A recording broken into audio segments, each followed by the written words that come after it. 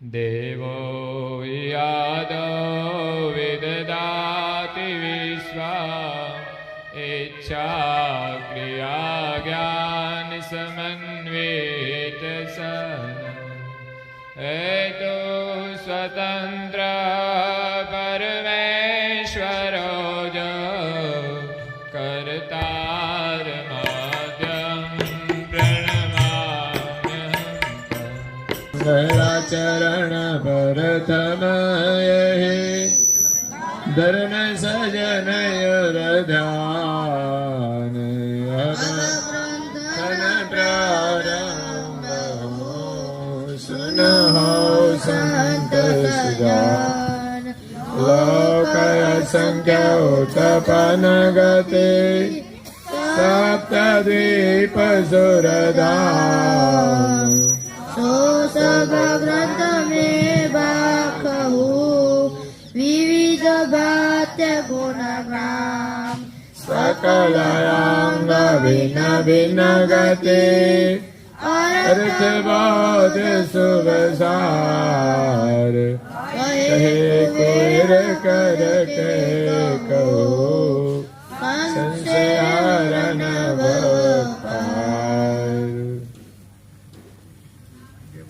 आज दशरथ स्वराज करुणेश कैवल करता की जय। कृष्ण स्वामी महाराज की जय। परम गुरु श्रीमद करुणा सागर महाराज की जय। श्री नारायण दास जी महाराज की जय। सब कुबेराचार्य श्री महाराज के जय। सब संतन के जय। सब देवन की जय। ज्ञान संप्रदाय की जय। गुरु सरसापुरी की श्री कैवल धाम की कथा सत्संग प्रारंभ समय का સત્ય 3 વાર પગે લાગવાનું છે બધાએ.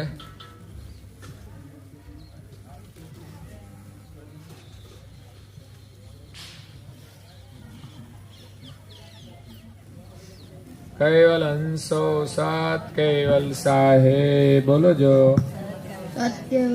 આજુબાજુ સૌને પ્રેમથી સત કૈવલ સાહેબ સત કૈવલ સાહેબ. પાના નંબર 86 ઉપર જવાનું છે. કૈવલ વંદના સ્તુતિ છે. કૈવલમ ચિદૈનમ અવ્યયનમ વયનમ દ્વિઘનમ મોહમ્યમસ્તો નિરાલમ કર્ણમ મહમ્નમ પ્રણયમ નેતિ નિર્ણયમ પ્રણાયમ જપનમ જપાયમ કયમ નામયાયમ મનાતિ મગોયમ સ્વયં ત્વં સમસ્તો જહાનમ દાતા વિચંદમ વિનય કરોતે વિવાદિત વિધિવે વેદંતમ યચંતે નચંત સનાતન જનાતયનંદો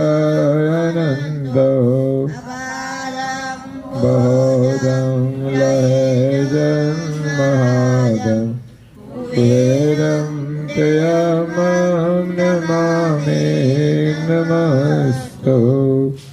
શ્રીમદ કરુણા સાગર મહારાજ કી જય.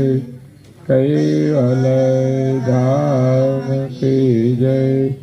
શ્રી અવિચલદાસજી મહારાજ કી જય.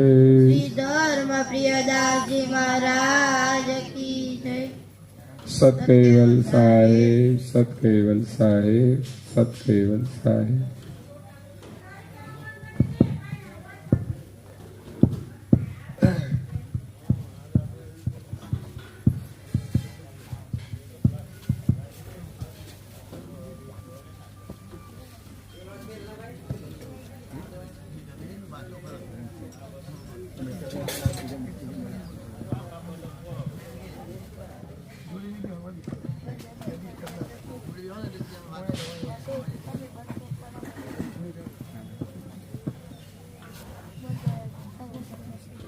श्रीमद करुणा सागर महाराज की जय। कैवल धाम की जय। श्री हरिचंद्रदास जी महाराज की जय। गोपीदास जी महाराज की जय। सत्केवल साहेब। सतकेवल साहेब, सतकेवल साहेब।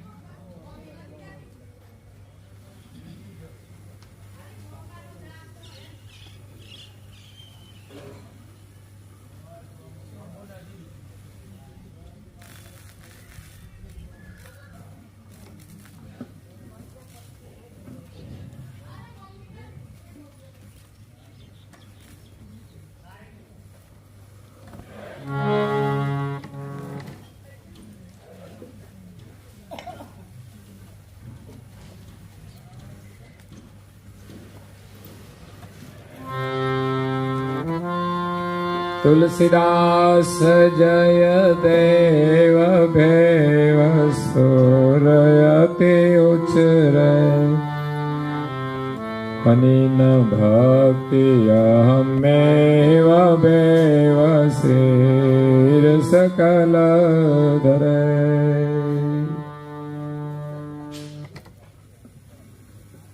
प्रेम भक्तजनों,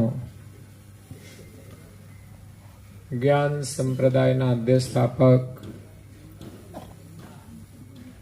અનંત બ્રહ્માંડાધીશ વિશ્વનિયંતા સકર્તા સત કૈવલના પરમ વિશેષ અંશ અનંત અંશોના તારણહાર પરમ મોક્ષના દાતા કૈવલ ધર્મ ધુરંધર महान समर्थ परम श्रेष्ठ परम विभूतिवान परम दयाळु परम कृपा निधि सर्वज्ञ दिव्य परम गुरु श्रीमद करुणा सागर महाराज जगतना जिज्ञासु ने मुमुक्षु अंशोने यथार्थ ज्ञानનો उपदेश આપતા સ્વરચિત જ્ઞાન ભક્તિ વૈરાગ નિરૂપણ ગ્રંથને વિશે ભક્તિનો મહિમા સમજાવતા ભક્તોના નામનું સ્મરણ કરે છે કે આ જગતની અંદર અનેક ભક્તો ભક્તિ કરીને મહાન થયા છે અને એ કોઈ ચીલા ચાલુ ભક્તિ નહીં, અનન્ય ભક્તિ કરીને મહાન થયા છે. કરુણાસાગર બાપજી કહે છે કે અનિન ભક્તિ સિવાય કોઈનું કલ્યાણ થતું નથી.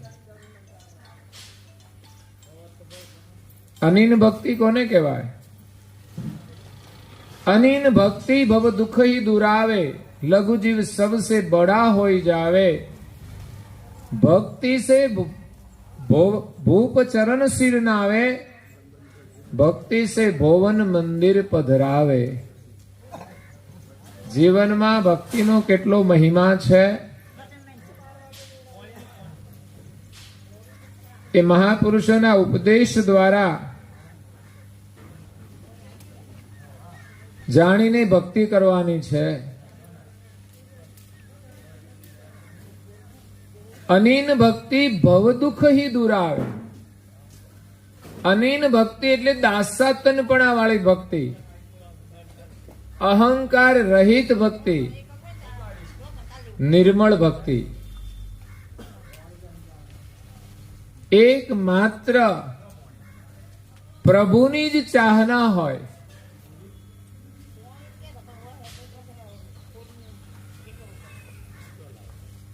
સંસાર પ્રત્યે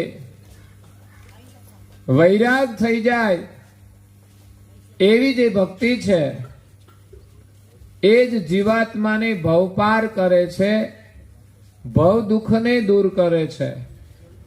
જ્યાં સુધી સંસારની ચાહના છે ત્યાં સુધી આ જીવ સંસારમાંથી છૂટી શકતો નથી, અને જ્યાં સુધી સંસારમાં છે ત્યાં સુધી એ દુઃખી રહેવાનો છે.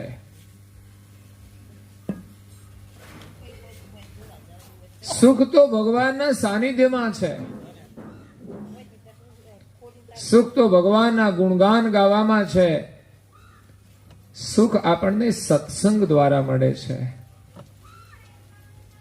પણ એ છોડીને આપણે જ્યારે સંસારની ચાહના કરીએ છીએ, સંસારની વાતો કરીએ છીએ, મજા તો આવે છે, પણ એ થોડી વાર મજા આવે, પછી મજા નહીં આવે.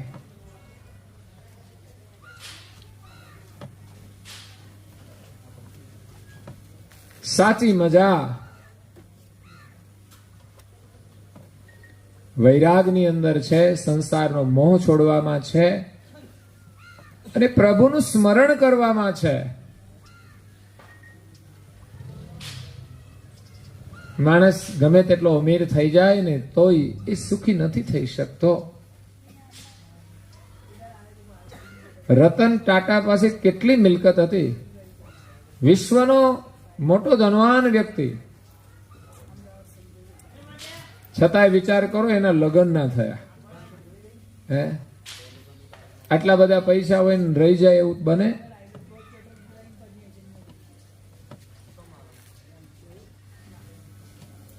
દુનિયાનો ધનવાન વ્યક્તિ છતાં એના લગ્નનો યોગ ના થયો. વિચાર કરો. નહીં તો કેટલા લોકો એની લાઈનમાં ઉભા રહે.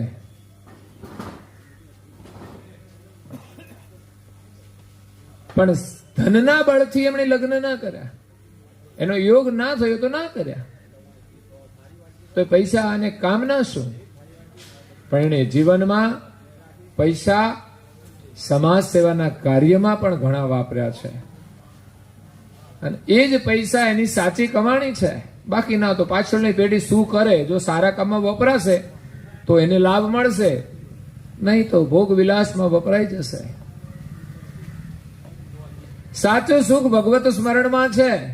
તમારી પાસે કંઈ જ ન હોય છતાં પણ તમે ખુશ રહી શકો,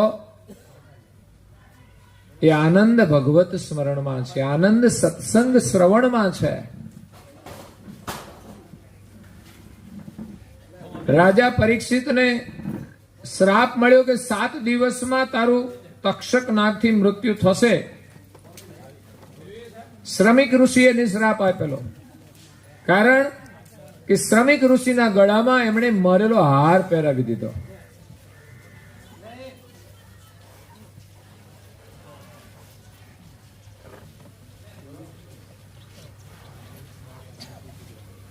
જ્યારે શ્રમિક ઋષિ સમાધિમાંથી જાગૃત થયા ત્યારે પોતાના ગળામાં મરેલો હાર જોઈને એને ગુસ્સો આવી ગયો કે આવું અધમ કાર્ય કોણ કરે છે.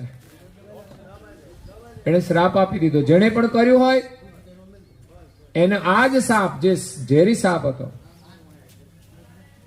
તક્ષક, મરે એટલે કરડે એટલે તરત મૃત્યુ થઈ જાય, એનાથી એનું મૃત્યુ થશે, બચી શકશે નહીં. રાજા તો એનું કૃત્ય કરીને રાજમાં ચાલ્યો ગયો હતો, પણ પછી એની પાછળથી ખબર પડી કે જે ઋષિના ગળામાં મેં તક્ષક નાગને વીંટળાયો હતો એ જ ઋષિએ મને શ્રાપ આપ્યો છે કે 7મા દિવસે તારું મૃત્યુ થશે.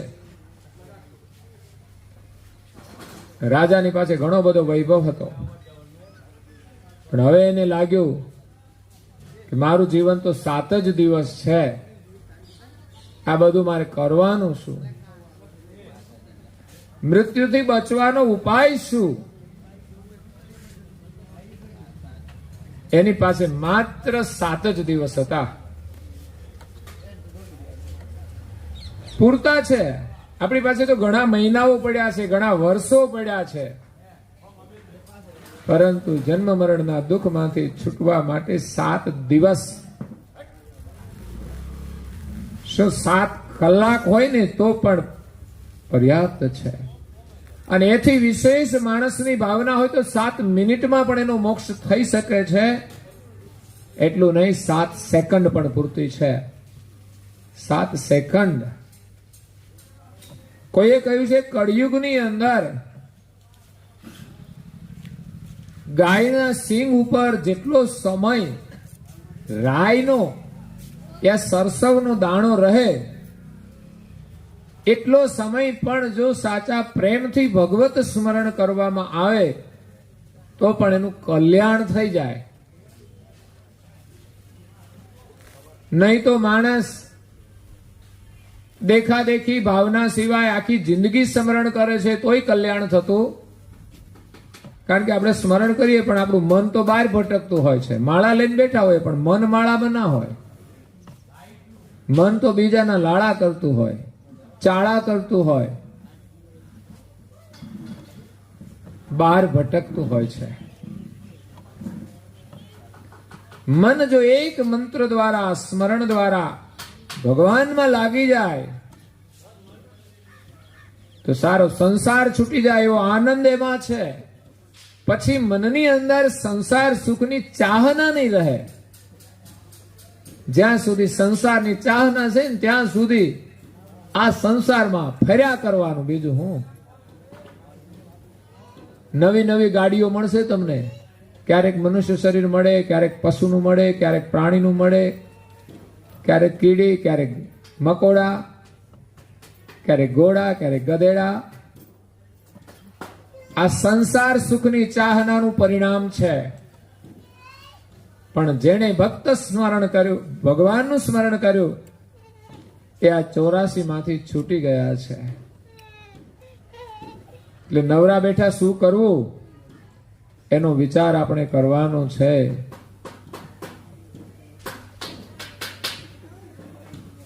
એટલે પરીક્ષિત રાજાએ ખોજ કરી મૃત્યુથી બચવા માટે જપ તપ તીરથ વ્રત કંઈ પણ કરવાથી હવે 7 દિવસમાં મુક્તિ થાય તેમ નથી. પણ સુખદેવ મુનિએ કહ્યું કે તું ભગવત સત્સંગ શ્રવણ કરે તો 7 દિવસ તારા માટે પૂરતા છે. અને રાજા બેસી ગયો સુખદેવ મુનિના સાનિધ્યમાં. સુખદેવ મુનિના પિતા વ્યાસ મુનિએ જે ભાગવતની રચના કરી છે એ ભાગવતનું એને સ્મરણ કરાયું, એમને શ્રવણ કરાયું. 6 દિવસ થયા. રાજાનો 99% મોહ છૂટી ગયો, 1% બાકી હતો. એક ઈચ્છા પણ સંસારની રહે ને તો એને જન્મ લેવો પડે છે.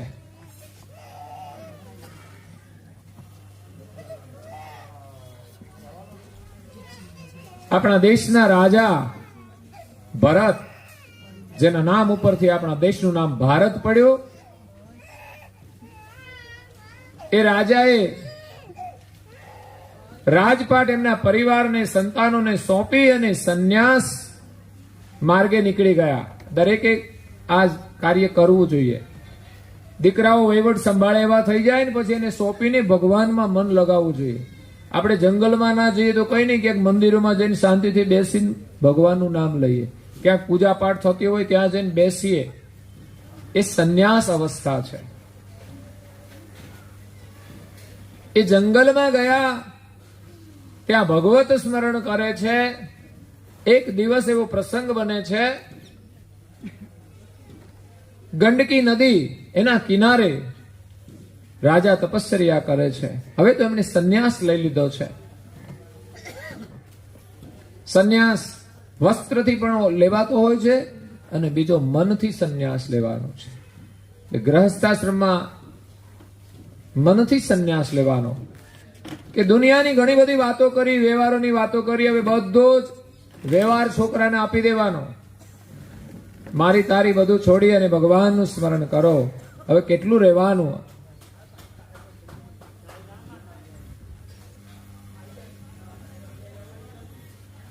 તો રાજા તો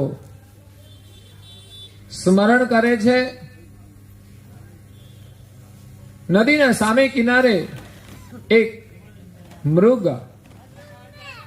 પાણી પીવા માટે આવે છે અને પાછળથી એક સિંહ એના શિકારની શોધમાં નીકળેલો, અને જે સિંહ ગર્જના કરી અને હરણ ભયથી, હરણી હતી, સગર્ભા હતી, પાણીનું જે વેણ હતું ને એના ઉપર એમણે છલાંગ લગાવી પાણીના સામે કિનારે જવા માટે. કારણ કે પાછા વળે તો શિકાર થઈ જાય સિંહનો. જો નદીના પાણીના સામે કિનારે જતા રહે તો કદાચ સિંહ પાણીમાંથી સામે ના આવી શકે. છલાંગ તો એમણે પૂરી તાકાતથી લગાવી, નદીના પાણીના સામે પાર એને જમ્પ માર્યો. પણ જમ્પ મારતાની સાથે જ એના બાળકનો પ્રસવ થઈ ગયો અને હરણી ત્યાં મરણને શરણ થઈ ગઈ છે. જે સિંહ ગર્જના થઈ, રાજા ભરતની સમાધિ તૂટી ગઈ છે અને એની સામે આ દ્રશ્ય દેખાય છે કે હરણી કૂદીને આ બાજુ આવે છે, એમના બાળકનો જન્મ થઈ જાય છે અને હરણી મૃત્યુ પામે છે. ત્યારે રાજાને થોડું દુઃખ થાય છે, કારણ કે જે ભક્તિ કરે ને એના હૃદયની અંદર દયા પણ હોય છે અને દુઃખ પણ હોય છે. બાકી ઘણાને દયા આવે પણ દુઃખ ના થાય ને જ્યાં સુધી એને કોઈ મદદ ના કરે. અને ઘણાને તો દયા જ આવતી નથી કોઈને દુઃખી જોઈને, અને ઘણા તો એટલા નિર્દય છે બીજાને દુઃખ આપે છે. જીવન કેવું જીવવાનું છે આપણને સત્સંગ દ્વારા સમજવા મળે છે. આપણા પરિવારમાં આપણાથી કોઈને દુઃખ ન થાય એવી પ્રકારે આપણે જીવવું જોઈએ. પણ આપણે તો પોતાની જાતને જ દુઃખી કરી રહ્યા હોઈએ.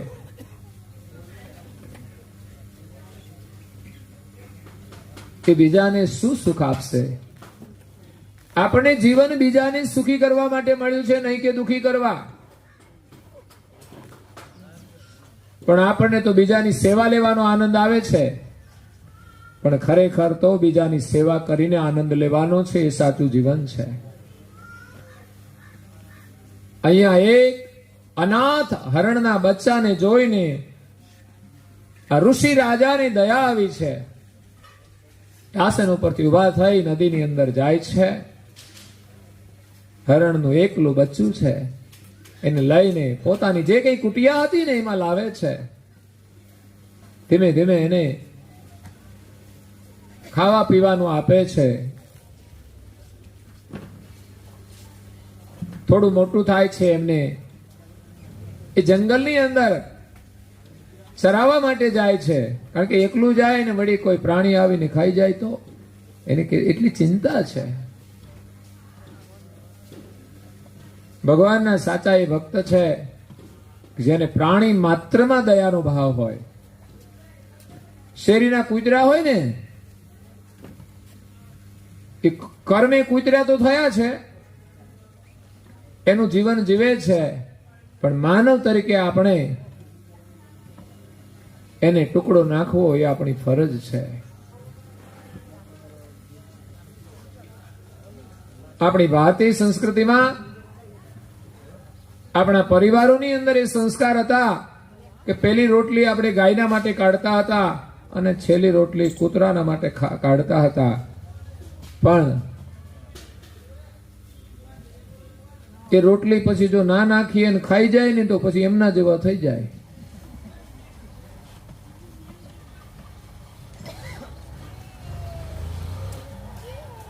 પહેલી રોટલી છેલ્લે વધે અને છેલ્લી રોટલી ગરમ હોય પહેલા.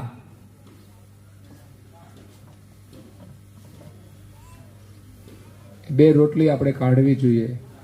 બજારમાં કોઈ કૂતરા હોય ફરતા જ હોય, એને ભૂખ લાગે એટલે ખાવાનું શોધે છે.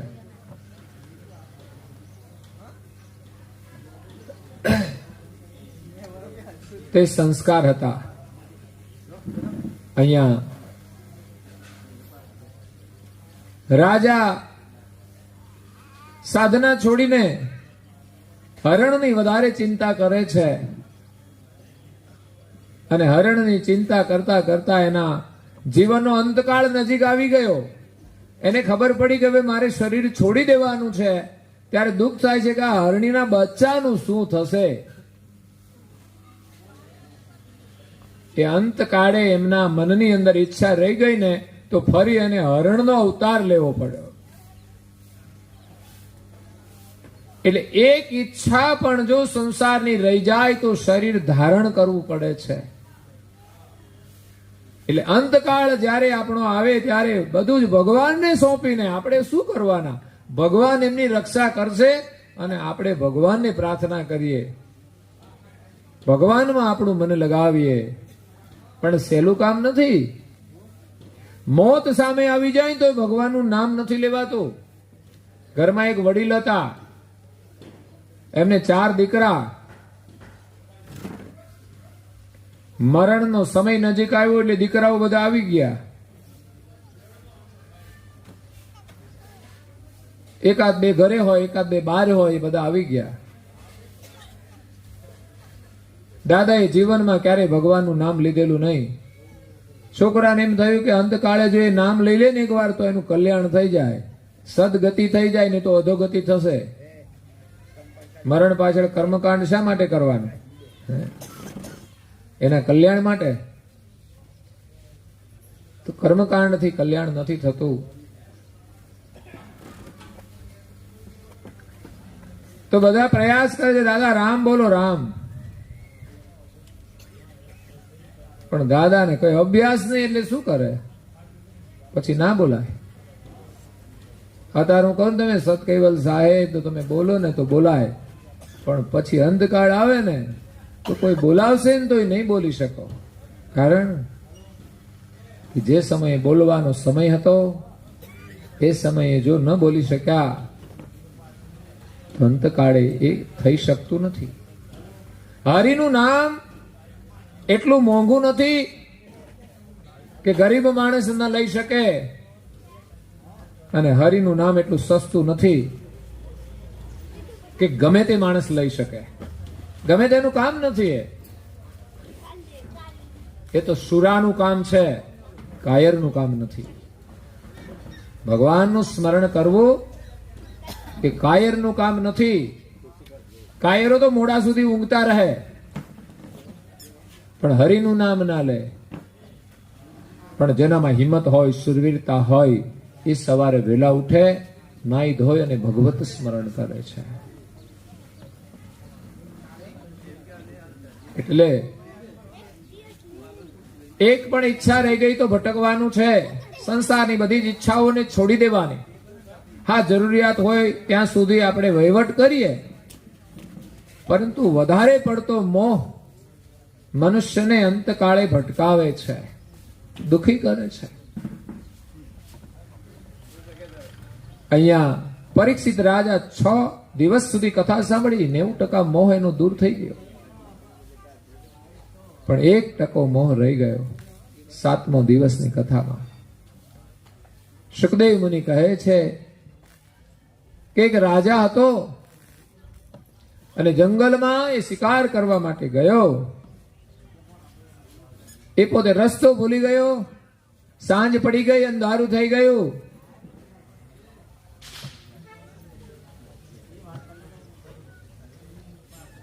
જંગલની અંદર એક કઠિયારો હતો, એમની એક ઝૂંપડી હતી. એમાં આશ્રય લઈ અને રાજા રોકાઈ ગયો. જો કે કઠિયારો સાંજના સમયે ભોજન બનાવતો હતો. એનો અગ્નિ જોઈને રાજા એ બાજુ જે ગયો, એમણે ખીચડી બનાવી હતી. રાજા આવ્યો, એનો આદર કર્યો છે ભાઈ. પોતાના માટે બનાવેલી ખીચડી અડધી રાજાને આપી દે છે. આ છે માનવ જીવન. આપણી પાસે હોય છતાંય ભૂખ્યાને આપણે આપી ન શકીએ તો એનું કોઈ જ મહત્વ નથી. આજે રાજાને કઠિયારાની ખીચડી પણ મધુર લાગે છે, સ્વાદિષ્ટ લાગે છે. એમણે તો રાજની અંદર કેવા 32 પકવાન કે 56 ભોગ ખાધા હોય, એનાથી પણ આજે કઠિયારાની ખીચડી એમને સ્વાદિષ્ટ લાગે છે. સ્વાદ એના પ્રેમનો હોય છે ભાઈ. ઘરમાં કે સગામાં તમે જાઓ ને, તમને આદર આપે ને પ્રેમથી જમાડે ને તો તમને સારું લાગે. પણ પ્રેમ ન હોય ને આદર ન હોય, ત્યાં મિષ્ટાન હોય ને તોય તમને ભાવે નહીં, તમે ખાશો નહીં.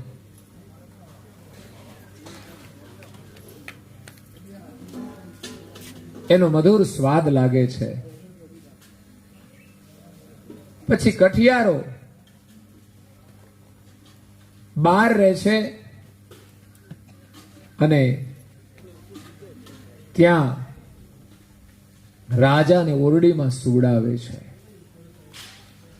ઓરડીમાં એક કઠિયારાના વડીલ વૃદ્ધ બીમાર છે.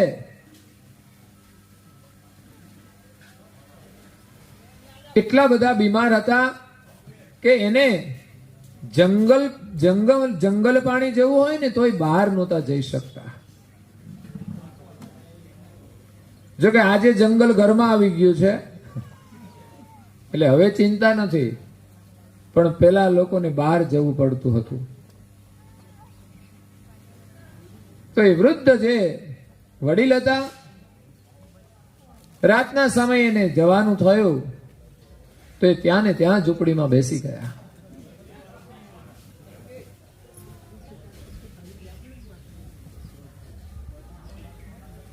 દુર્ગંધયુક્ત ઝૂંપડી,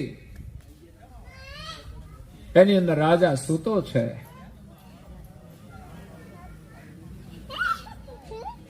દિવસનો થાક હતો, એ ઊંઘી ગયો છે અને દુર્ગંધની અંદર એક રાત્રિ એમણે પસાર કરીને સવારે એને તો રાજમાં પાછું જવાનું હતું, પણ હવે આ ઝૂંપડી છોડીને એને જવાની ઈચ્છા નથી થતી. મારે તો અહીંયા જ રહેવું છે. મસાલાની આદત પડી ગઈ ને પછી એ છોડીને ક્યાંય જાય નહીં. હો ભાઈ,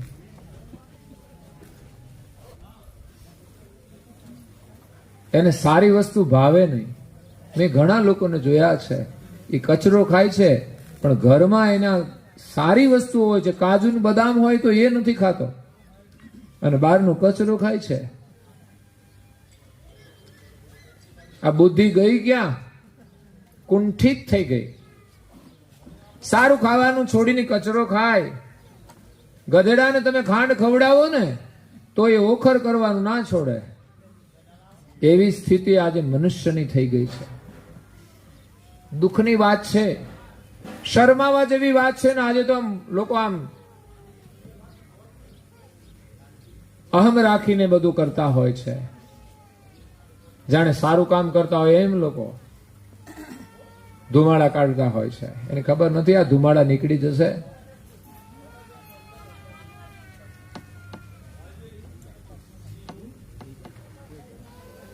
એક બહારની ગાડી પણ પેટ્રોલની હોય ને તો પેટ્રોલથી એ ચાલે છે. વચ્ચે નીકળ્યા હતા ટુ વ્હીલ, બધા કેરોસીન વાપરતા હતા. બોલો, બહુ સસ્તું પડે. લ્યો, ગેસની જેમ. ગેસની તો વૈજ્ઞાનિક પદ્ધતિથી ગાડીઓ બની છે, પણ લોકો પેટ્રોલની ગાડીમાં કેરોસીન નાખીને ચલાવતા હતા. બે ટાંકી કરી હતી. કે એક નાનું પેટ્રોલનું શરૂ કરે ને ત્યારે પેટ્રોલ આપે અને સ્ટાર્ટ થઈ જાય ને, રાજદૂત હતા પેલા, એને ચાલુ કર્યા હતા. આ જૂના લોકોએ તો જોયા હોય કદાચ. બુલેટ હતા ને એના પેલા રાજદૂત હતા. અને રાજદૂત બધા કેરોસીનમાં ચલાવતા ગામડાની અંદર. હા તો મફતમાં ચાલે, સસ્તું ચાલે, પણ એન્જિન પતી જાય થોડા દિવસમાં. એમ આ બધું સસ્તામાં ચાલતું હશે. પડી કીધું કે સસ્તી આવે છે પણ મોંઘી પડી જશે. દવાખાનું આવશે ને ત્યારે જિંદગી ખતમ થઈ જશે, પીડાવું પડશે. એટલે કચરો ખાવાનું છોડી અને ભગવાને જે તમને ઘરમાં સારું આપ્યું હોય ને એ ખાઈને ખુશ રહો. માના હાથનું ભોજન તમે ખાઓ ને એવો અમૃતનો સ્વાદ આવે કે પછી તમારે કચરો ના ખાવો પડે. કદાચ લગ્ન થયા હોય ને ધર્મપત્ની આવીને ભોજન બનાવે, જો ખરેખર તમારો ધર્મપત્ની સાથેનો સાચો પ્રેમ હોય, એના હાથનું ભોજન ખાઓ ને પછી કચરો છૂટી જવો જોઈએ. આ તો લગ્ન કર્યા તો એટલો આનંદ ના આવ્યો તો કચરો છોડ્યો જ નહીં. હું લગ્ન કરીને ને કહું તમારા જીવનની આ ઉત્તમ ઘડી છે, આજનો આનંદ છે ને ઉત્તમ આનંદ છે, અને આવો આનંદ મળે ને તો કચરાનો આનંદ છૂટી જવો જોઈએ. પણ એને કઈ હવાદ આવતો, એ લાખો રૂપિયા ખર્ચીને આનંદ કરે છતાંય કચરાનો આનંદ એ છોડતો જ નથી. તમને સંસારમાં પરિવારમાં આનંદ નથી આવતો? બાળકોની ચિંતા નથી તો કે બાળકો વાલા નથી તો કે વાલા છે ને. મેં કીધું નથી વાલા, તમે કહો છો એના માટે ભલે જ ગમે તે કરો છો, પણ ખરેખર સાચો પ્રેમ તમને જેટલો પડીકીમાં હોય ને એટલો તો નથી જ. તમે બાળકોને છોડીને એક દિવસ ચાલ્યા જશો પણ તમે પડીકી છોડવા તૈયાર નથી. બાળકોને પૂછો આ ખવાય કે ના ખવાય, એની અક્કલ છે. તમને કેટલી ઉંમર થઈ તો અક્કલ નથી આવી, હતી પણ ગઈ. હવે તમે છોડી નથી શકતા, એ તમારી મજબૂરી છે. રાજા 12 કલાક રાત્રિના એ ઝૂંપડીમાં રહ્યો ને દુર્ગંધ હતી. હવે ઝૂંપડી છોડવા નથી માંગતો, બસ મારે તો અહીંયા જ રહેવું છે. પરીક્ષિત રાજા તો એક રાજાની કહાની કહે છે. ત્યારે સુખદેવ મુનિ જે કહાની કહે છે ત્યારે પરીક્ષિત રાજા કહે છે કે રાજા કેવો મૂર્ખ કહેવાય. એક તો ઝૂંપડી એની છે નહીં, અને વળી દુર્ગંધ વાળી ઝૂંપડીમાં એને રહેવાની ઈચ્છા થાય છે, છોડતો નથી. ત્યારે સુખદેવ મુનિએ કહ્યું કે મૂર્ખ રાજા બીજો કોઈની તું જ છે. તારી જ ચાહના મળમૂત્ર ભરેલી જે આ ઝૂંપડી છે ને તારી નથી. અને થોડા સમય માટે તું આમાં રહ્યો ને તારો મોહ છૂટતો નથી. જે ઝૂંપડી બહુ સારી લાગે છે ને પણ મળમૂત્રથી ભરેલી છે કે નહીં, રોગથી ભરેલી છે કે નહીં. તો આપણી મનોસ્થિતિ કેવી થઈ છે? ઉંમર થઈ જાય ને તોય શરીરનો મોહ નથી છૂટતો. અરીસામ જોયા કરે, વાળ ધોળા થયા તો કાળા કરો. વાહ ભાઈ વાહ, આ તમારી માયા છે. મેં જોઉં છું ઘણા ઉંમર વાળા લોકો મહેંદીઓ કરે છે. એટલે હવે તો છોડો, તમારે લગ્ન કરવા છે મહેંદી કરી? હવે તો આ બધું જતું રહે ઉપરથી, પછી શું કરશો? કોઈ બિયારણ છે તમારી પાસે વાળ ઉગાડવાનું? નહીં તો એ ઉપચાર કરે હો લોકો. ડોક્ટર પાસે જાય, મારા માથામાં ટાઈલ પડી ગઈ છે ને, કઈ વાળ ઉગે એવું કઈ કરો.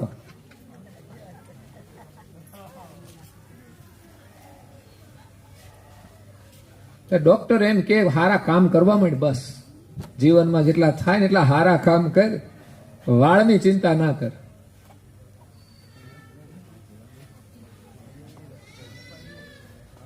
તો જીવનમાં ભગવત સ્મરણ કરવા માટે 7 દિવસ 7 કલાક 7 સેકન્ડ પણ પૂરતી છે. મેં કહ્યું ને ગાયના સિંગ ઉપર, ભેંસના નહીં હો. ભેંસનું સિંગડું છે ને પતલું ચપટું હોય, એનામાંથી તો રાઈનો દાણો રહી જાય. જો સિંહ ભેંસ છે ને શાંતિથી બેઠી હોય ને તો કલાક સુધી રહી જાય, પણ ગાયનું સિંગ છે ને ગોળ હોય છે, એના માથે રાઈનો દાણો રાખવામાં આવે ને તો 1 સેકન્ડ માત્ર રહે અને નીચે પડી જાય. એટલું પણ આપણું મન ભગવાનમાં લાગી જાય ને તો કળિયુગની અંદર આપણું કલ્યાણ થઈ જાય. એટલો ભગવત સ્મરણનો મહિમા છે. કમસે કમ જીવન તો સફળ થઈ જાય. દાદાએ જિંદગીભર નામ લીધેલું નહીં અને છોકરાઓ એને પ્રયાસ કરે દાદા રામનું નામ લ્યો, પણ દાદા સમજે જ નહીં. પછી છોકરાએ થોડો ઉપાય કર્યો.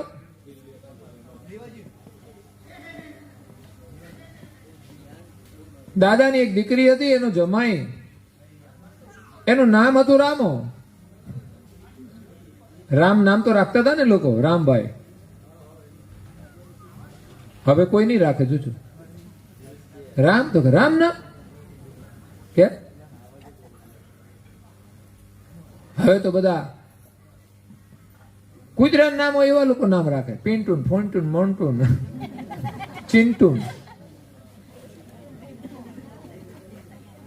એનો અર્થ શું થાય ખબર છે?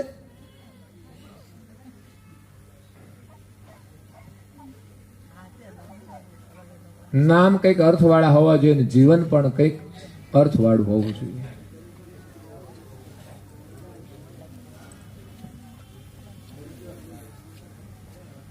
એટલે એ જમાઈને સામે લાવ્યા અને કીધું, જો દાદા કોણ આવ્યું છે? કદાચ એનું નામ બોલે ને રામનું નામ લેવાય જાય.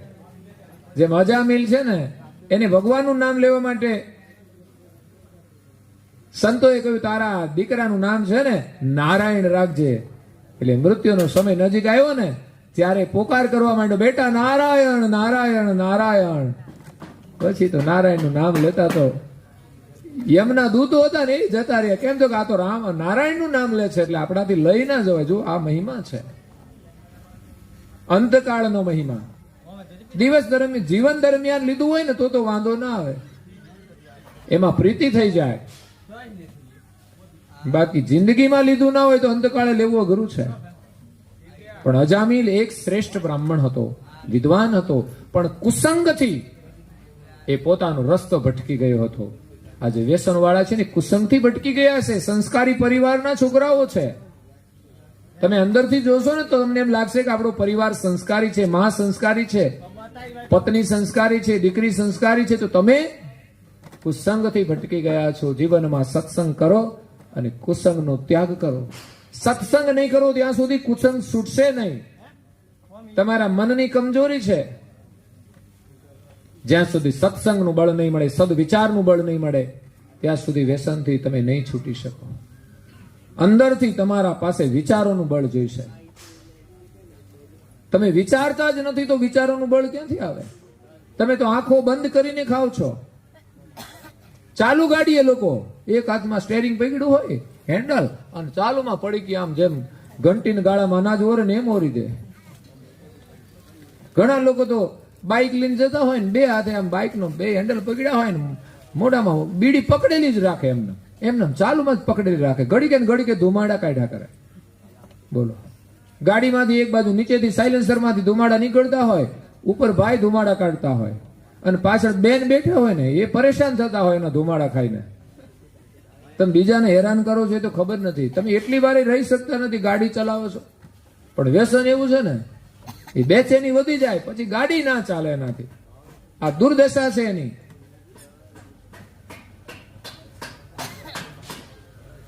જેટલો માણસ વ્યસનનું વધુ સેવન કરે છે ને એટલો માણસ વધારે દુઃખી છે. એને એમ લાગે હું ખાઉં છું ને તો મને આનંદ મળે છે, આનંદ હું ખાખ મળે.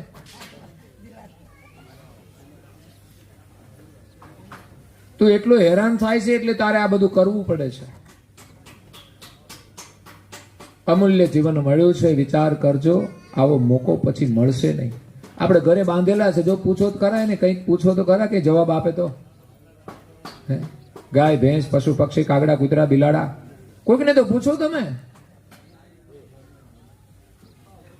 એને જોઈને આપણે ભગવાનનું ભજન કરવાનું છે કે આપણને માનવનો અવતાર મળ્યો છે. સવારે વહેલા ઉઠો, નાઈ ધોઈ પૂજા કરો, પ્રાર્થના કરો, થોડું ધ્યાન કરો. હવે તો વિજ્ઞાનનો યુગ છે. પેલા તો યોગની કોઈને ખબર નહોતી ને આજે બધાને ખ્યાલ આવી ગયો.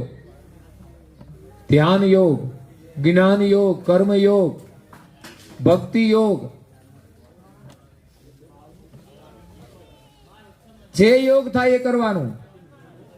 શરીર સારું રાખવા માટે સવારે પણ યોગ કરતા હોય છે, પણ ઉંમર થઈ ગયા પછી આ કંઈ નહીં થાય. તમે જોજો,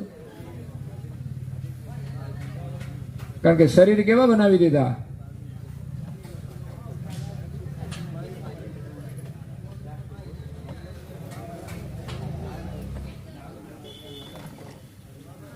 તો આપણને માનવ જીવન મળ્યું છે કલ્યાણ કરવા માટે. જ્યાં સુધી જીવનમાં કોઈ ગુરુની કૃપા નથી મળતી, ગુરુનું સાનિધ્ય નથી મળતું, કે સંતોનો સંગ કે સત્સંગ નથી મળતો, ત્યાં સુધી જીવનું કલ્યાણ થતું નથી.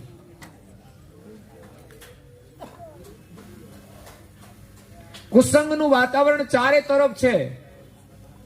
જો આપણને સત્સંગ નહીં મળે તો આપણું મન બગડતા સહેજે વાર નહીં લાગે. હવે તો આપણા હાથમાં આવી ગયો કુસંગ.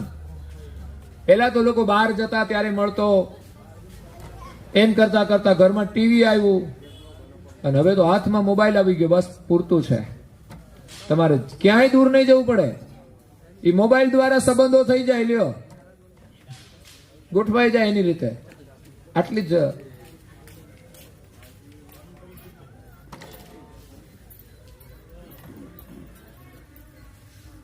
તો કરુણાસાગર બાપજી કહે છે કે એક ભગવાનની ચાહના રાખો. હા, તમારી જવાબદારીમાંથી મુક્ત થઈ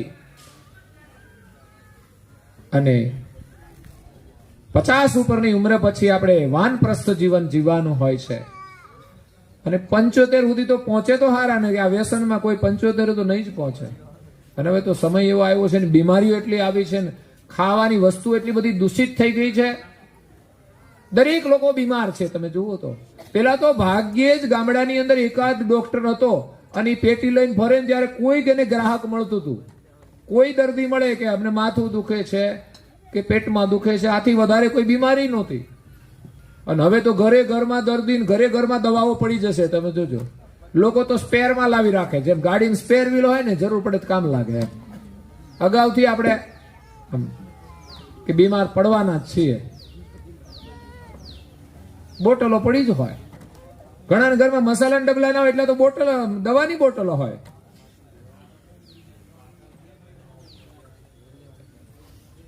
જીવન માટે આહાર જરૂરી છે, અને હવે જીવન માટે દવા જરૂરી થઈ ગઈ છે. 3 ટાઈમ જમવાનું જોઈએ, 3 ટાઈમ દવા લે ત્યારે માણસ જીવી શકે છે. ડાયાબિટીસ આવ્યા, બીપી, હા તે બીજું બધું, હાંધાના વા આવ્યા છે, ઢીચણના દુખાવા. કેમ આવ્યા ભાઈ? આ ગાયો ભેંસોને પૂછો, એને હાંધા દુખે છે કોઈ દિવસ? કેમ? તો કે એનું ખાવાનું છે ને એને બદલ્યું નથી. એ જે ખાય છે ને એ જ ખાય છે. અને આપણે બધાએ ન ખાવાનું કચરું ખાઈને આ બધી ઉપાધિ કરી છે.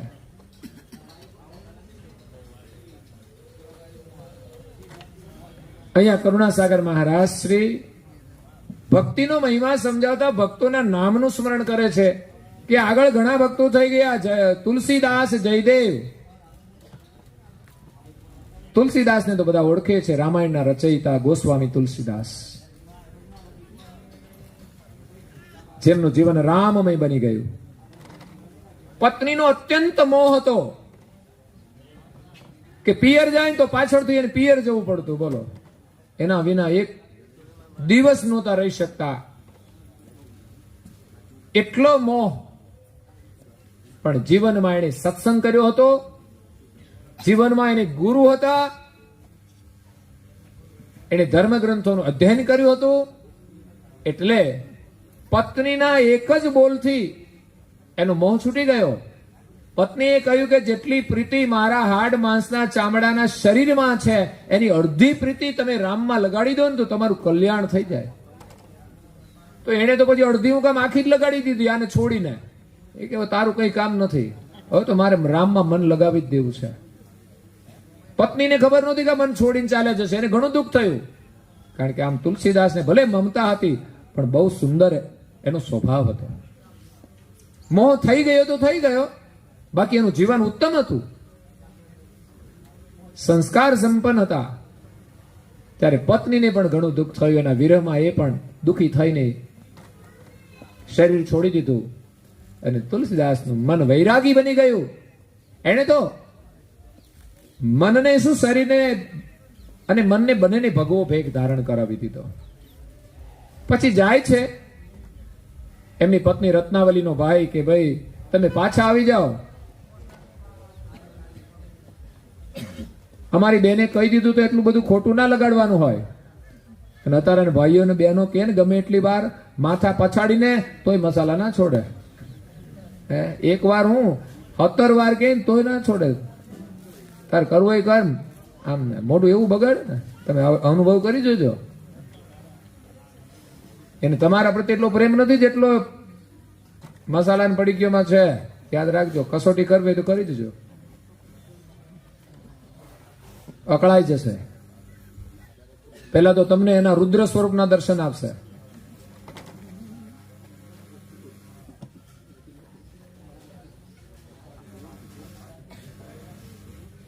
તો અહીંયા તુલસીદાસ જયદેવ, એક જયદેવ નામના ભક્ત થઈ ગયા. શ્રી કૃષ્ણ ભક્ત હતા,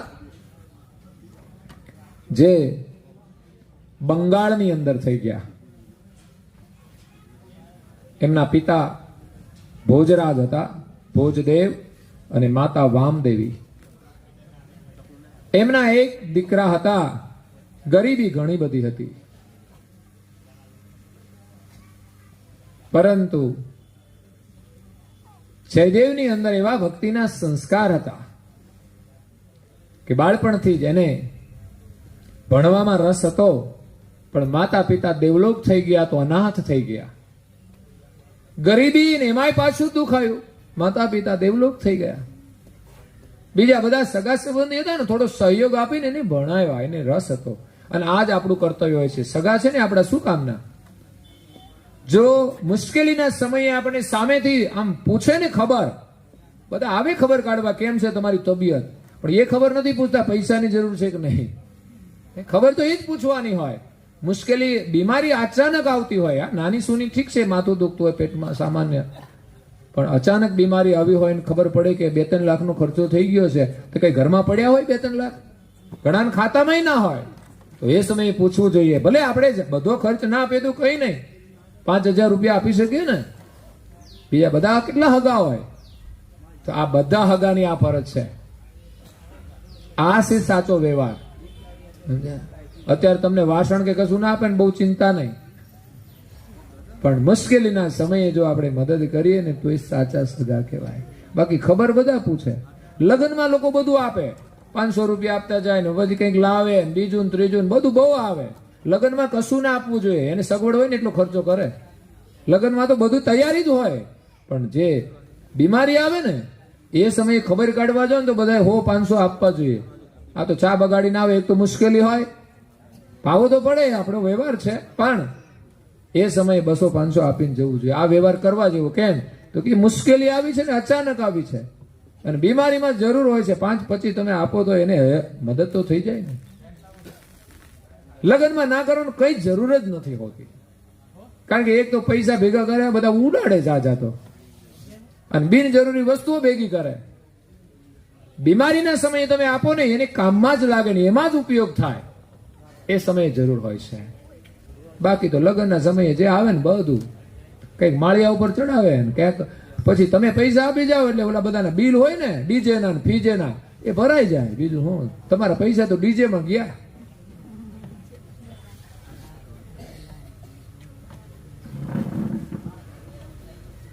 સગવડ ના હોય તો ડીજે ફીજે ના બહુ નાટક ના કરાય. આ સાદગી રીતે પણ લગ્ન થાય છે. લોકો ભાગીને જતા રહે છે ત્યારે કશું ડીજે ફીજે લાવતા નથી. તો ઘરે પણ થોડું મર્યાદાની અંદર આપણી પરિસ્થિતિ પ્રમાણે, હા, જમણવાર કરો, સગા સંબંધીઓને ભોજન કરાવો, જરૂરી ખર્ચ કરો. જે આવે સગા સંબંધીઓ ઘરે તો બપોરનો સમય થાય તો ભોજન વ્યવસ્થા હોવી જોઈએ, પણ એવું નહીં કે આપણે દેખાવ માટે બધો ખર્ચો કરીએ. પહેલા આવું કર્યું તો આપણે આવું કરવું, એ જરૂરી નથી. પણ બધાના માટે ભોજન વ્યવસ્થા હોવી જોઈએ. આ તો એક બાજુ પાણીપુરી હોય ને, એક બાજુ પાવભાજી હોય ને, એક બાજુ પેલું હોય ને, એક બાજુ ઓલું હોય ને, આ બધી ક્યાં દુકાનોની જરૂર છે ભાઈ? ખાવાની એક ડીશ જોઈએ છે, એમાં તમે બધી દુકાનો ત્યાં ઊભી કરો છો. એટલો બધો ખર્ચ કરે ને પછી ધર્મ કાર્ય કરવું હોય ને ભાઈ, આપણે ધર્મ કાર્ય કરવાનું તો કે મારી પાસે પૈસા નથી. ત્યારે લગ્નમાં બધો ધુમાડો ઓછો કર્યો હોત તો જીવનમાં સારા કામ કરો ને તો બાળકોને જે લગ્ન થાય ને એને આશીર્વાદ મળે. કોઈ ગરીબ લોકોને મદદ કરો, કંઈક ભૂખ્યાને ભોજન કરાવો, કોઈને વસ્ત્રદાન આપો. બાકી તમે 10-15 દુકાનો કરીને શું કરવાનું છે? દેખાદેખી લોકો શરૂ કરે છે. જેને જે ખાવું હોય એ ખાઈ લે બજારમાં જઈને પાણીપુરી. તમારે અહીં દુકાન નાખવાની જરૂર નથી. દાળ ભાત શાક રોટલી કે જે હોય ને એની ડીશ બનાવો, શાંતિથી જમી લે. એક મિષ્ટાન બનાવો, એકાદું ફરસાણ બનાવો, બસ. બીજું શું જોઈએ? આ તો માંદા પડે એવું બધું કરે છે લોકો. ઘણા લોકો તો હું અહીંયા ખાય ને અહીંયા ખાય ને અહીંયા ખાય ને બધું ખાય ને ભેગું કરીને જાય, પછી ઉપાધિ થાય. એવા ભક્ત જયદેવ, એમની ભક્તિ અદભુત હતી. પરમ ગુરુ કરુણાસાગર બાપજી એના નામની નોંધ કરી છે.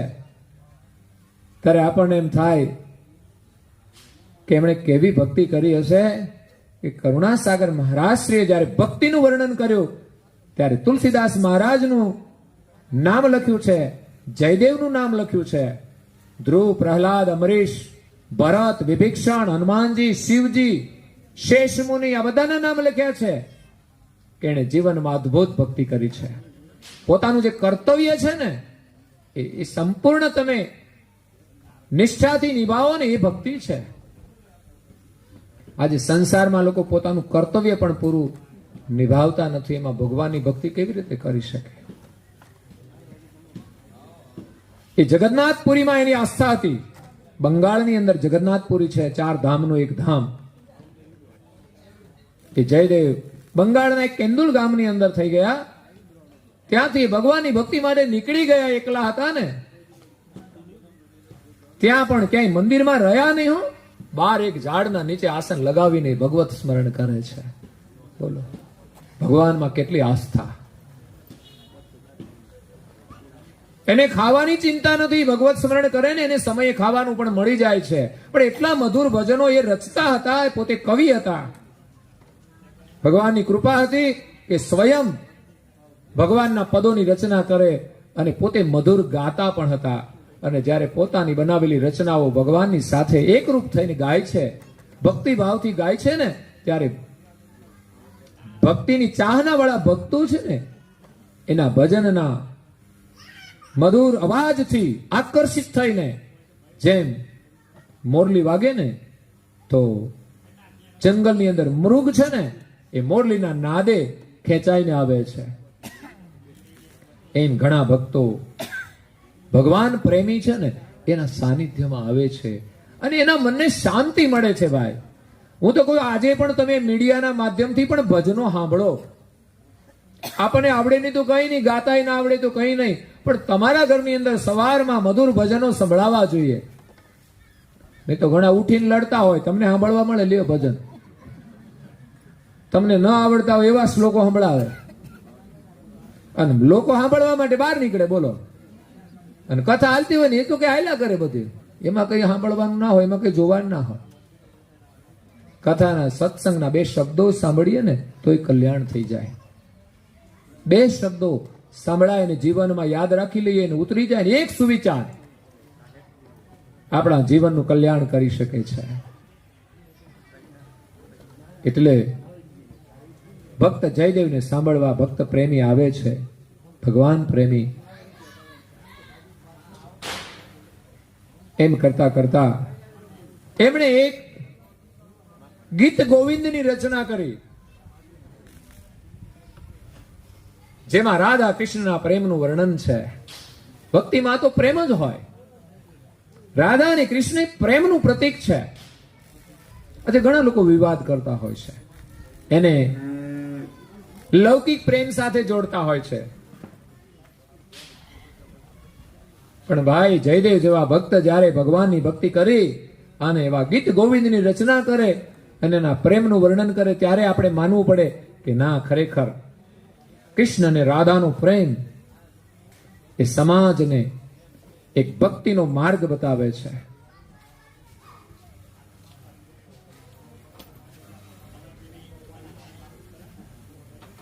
લોકો તો એમ માને કે ભાઈ શ્રી કૃષ્ણનો એનો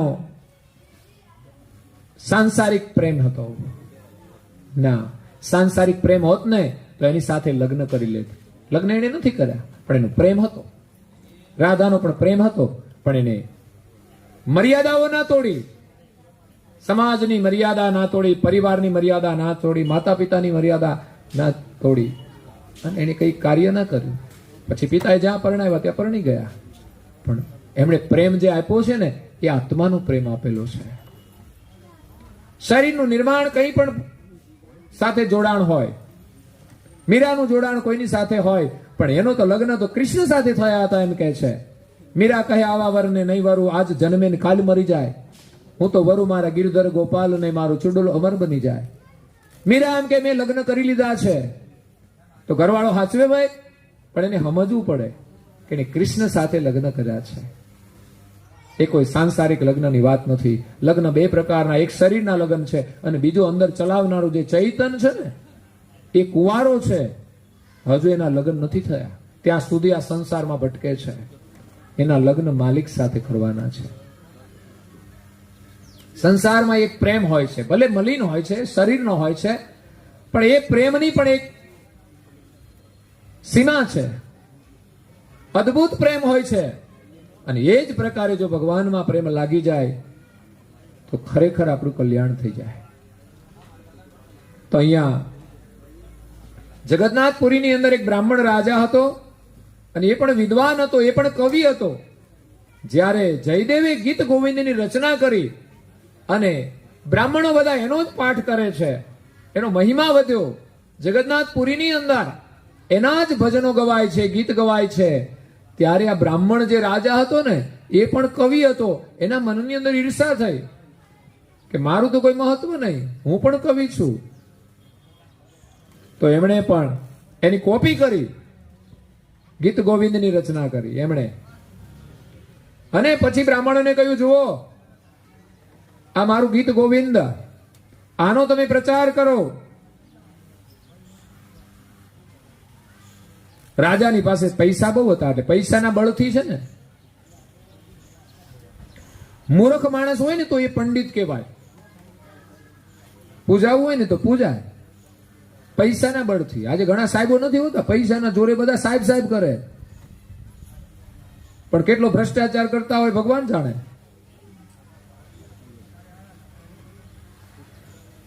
મા બાપ ને પગે ના લાગે ને એ સાહેબ ને પગે લાગે, લ્યો સાહેબ સાહેબ કરે.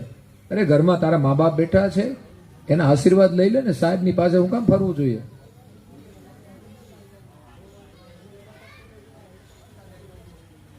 ત્યારે બ્રાહ્મણોને કહ્યું, પણ બ્રાહ્મણોએ સ્વીકાર ના કર્યો. બ્રાહ્મણો વિદ્વાન હતા કે ના, શ્રી કૃષ્ણ જો સ્વીકાર કરે ને તો અમે સ્વીકાર કરીએ. એટલે બ્રાહ્મણો વિદ્વાન હતા, એમણે માર્ગ બતાવ્યો કે ભાઈ આ તમારું ગીત ગોવિંદ અને જયદેવનું ગીત ગોવિંદ બંને શ્રી કૃષ્ણને અર્પણ કરો. શ્રી કૃષ્ણ જો એને સ્વીકારે તો અમે એનો પ્રચાર કરીશું.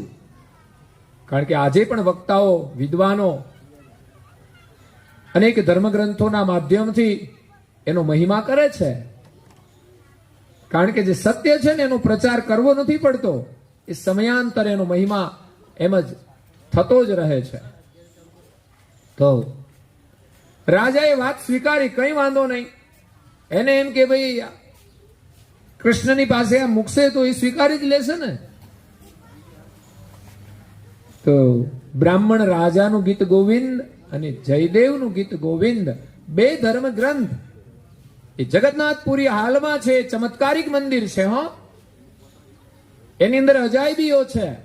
લોકો કે મંદિર તો જડ છે, મૂર્તિઓ જડ છે.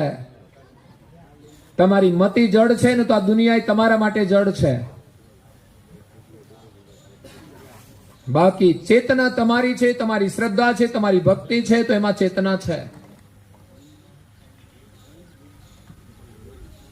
એમ કહેવાય છે કે એ મંદિરની ધજા છે ને, પવન આમ જતો હોય ને તો એ ધજા આમ જવાને બદલે એની હામી દિશામાં ચાલે છે.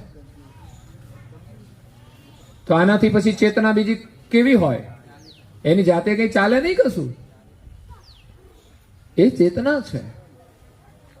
એવી તો ઘણી અજાયબીઓ મંદિરમાં છે. એના ઉપરથી કોઈ પ્લેન નથી નીકળી શકતું, કોઈ પક્ષી પણ સફર નથી કરી શકતું. એ કુદરતી શક્તિઓ હોય છે.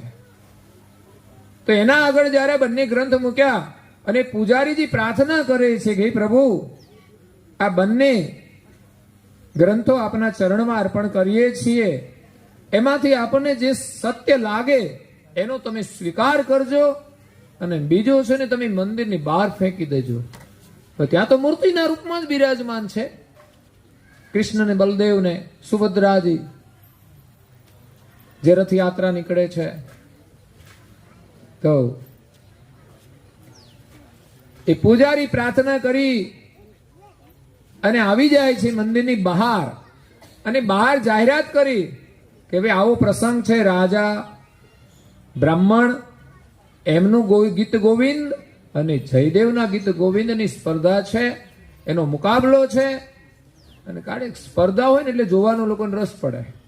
એમાં ભારત અને પાકિસ્તાનની સ્પર્ધા હોય એટલે બધાને બહુ રસ પડે વધારે. અહીંયા રાજા અને જયદેવનો મુકાબલો છે, એને જોવા માટે બધા જ લોકો આવી ગયા છે. બધાને આમ ચાહના હતી કે ભાઈ શું નિર્ણય આવે છે. પબ્લિક બહુ આવી ગઈ છે આખા નગરમાંથી. મંદિરના આગળ પૂજારી જયારે બહાર આવી જાય છે ને ત્યારે મંદિરની અંદર કોઈ નથી, છતાં પણ કોઈ અંદર હોય ને એવી હલચલ થાય છે. લોકોને એવો સંકેત થાય છે કે મંદિરમાં કોઈ છે, અને કંઈક અવાજ આવે છે. તો એમાં એ ગ્રંથના પાના ફેરવા કે ગમે તે કર્યું, બંને ગ્રંથને જોયા, અને પછી એમાંથી એક ગ્રંથ બહાર આવી ગયો. જેવો એ ગ્રંથ બહાર આવ્યો ને તો લોકો જય જયકાર કરવા લાગ્યા.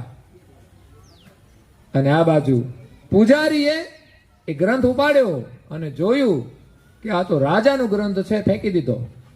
જાહેરાત કરી કે રાજાનો ગ્રંથ મંદિરની બહાર ફેંકી દીધો છે. એમને શ્રી કૃષ્ણે સ્વીકાર નથી કર્યો, અને જયદેવનો ગ્રંથ એમને સ્વીકાર કર્યો છે. રાજાનું અપમાન થયું છે. હવે જમીન જગ્યા નથી આપતી ને તો જમીનમાં હમાઈ જાય એવી સ્થિતિ થઈ ગઈ. કાપો તો લોહી ના નીકળે. રાજા કોઈની સામે નજર મિલાવી શકતો નથી. એના પ્રધાન ને દિવાન ને બધા છે ને, જે પરિચિત લોકો છે એનાથી પોતાની નજર છુપાવીને રાજા પોતાનું ગીત ગોવિંદ લઈને નીકળી જાય છે. દુખી થઈ જાય છે. જાહેરમાં અપમાન થઈ ગયું. ખોટું કરે ને તો આવું થાય.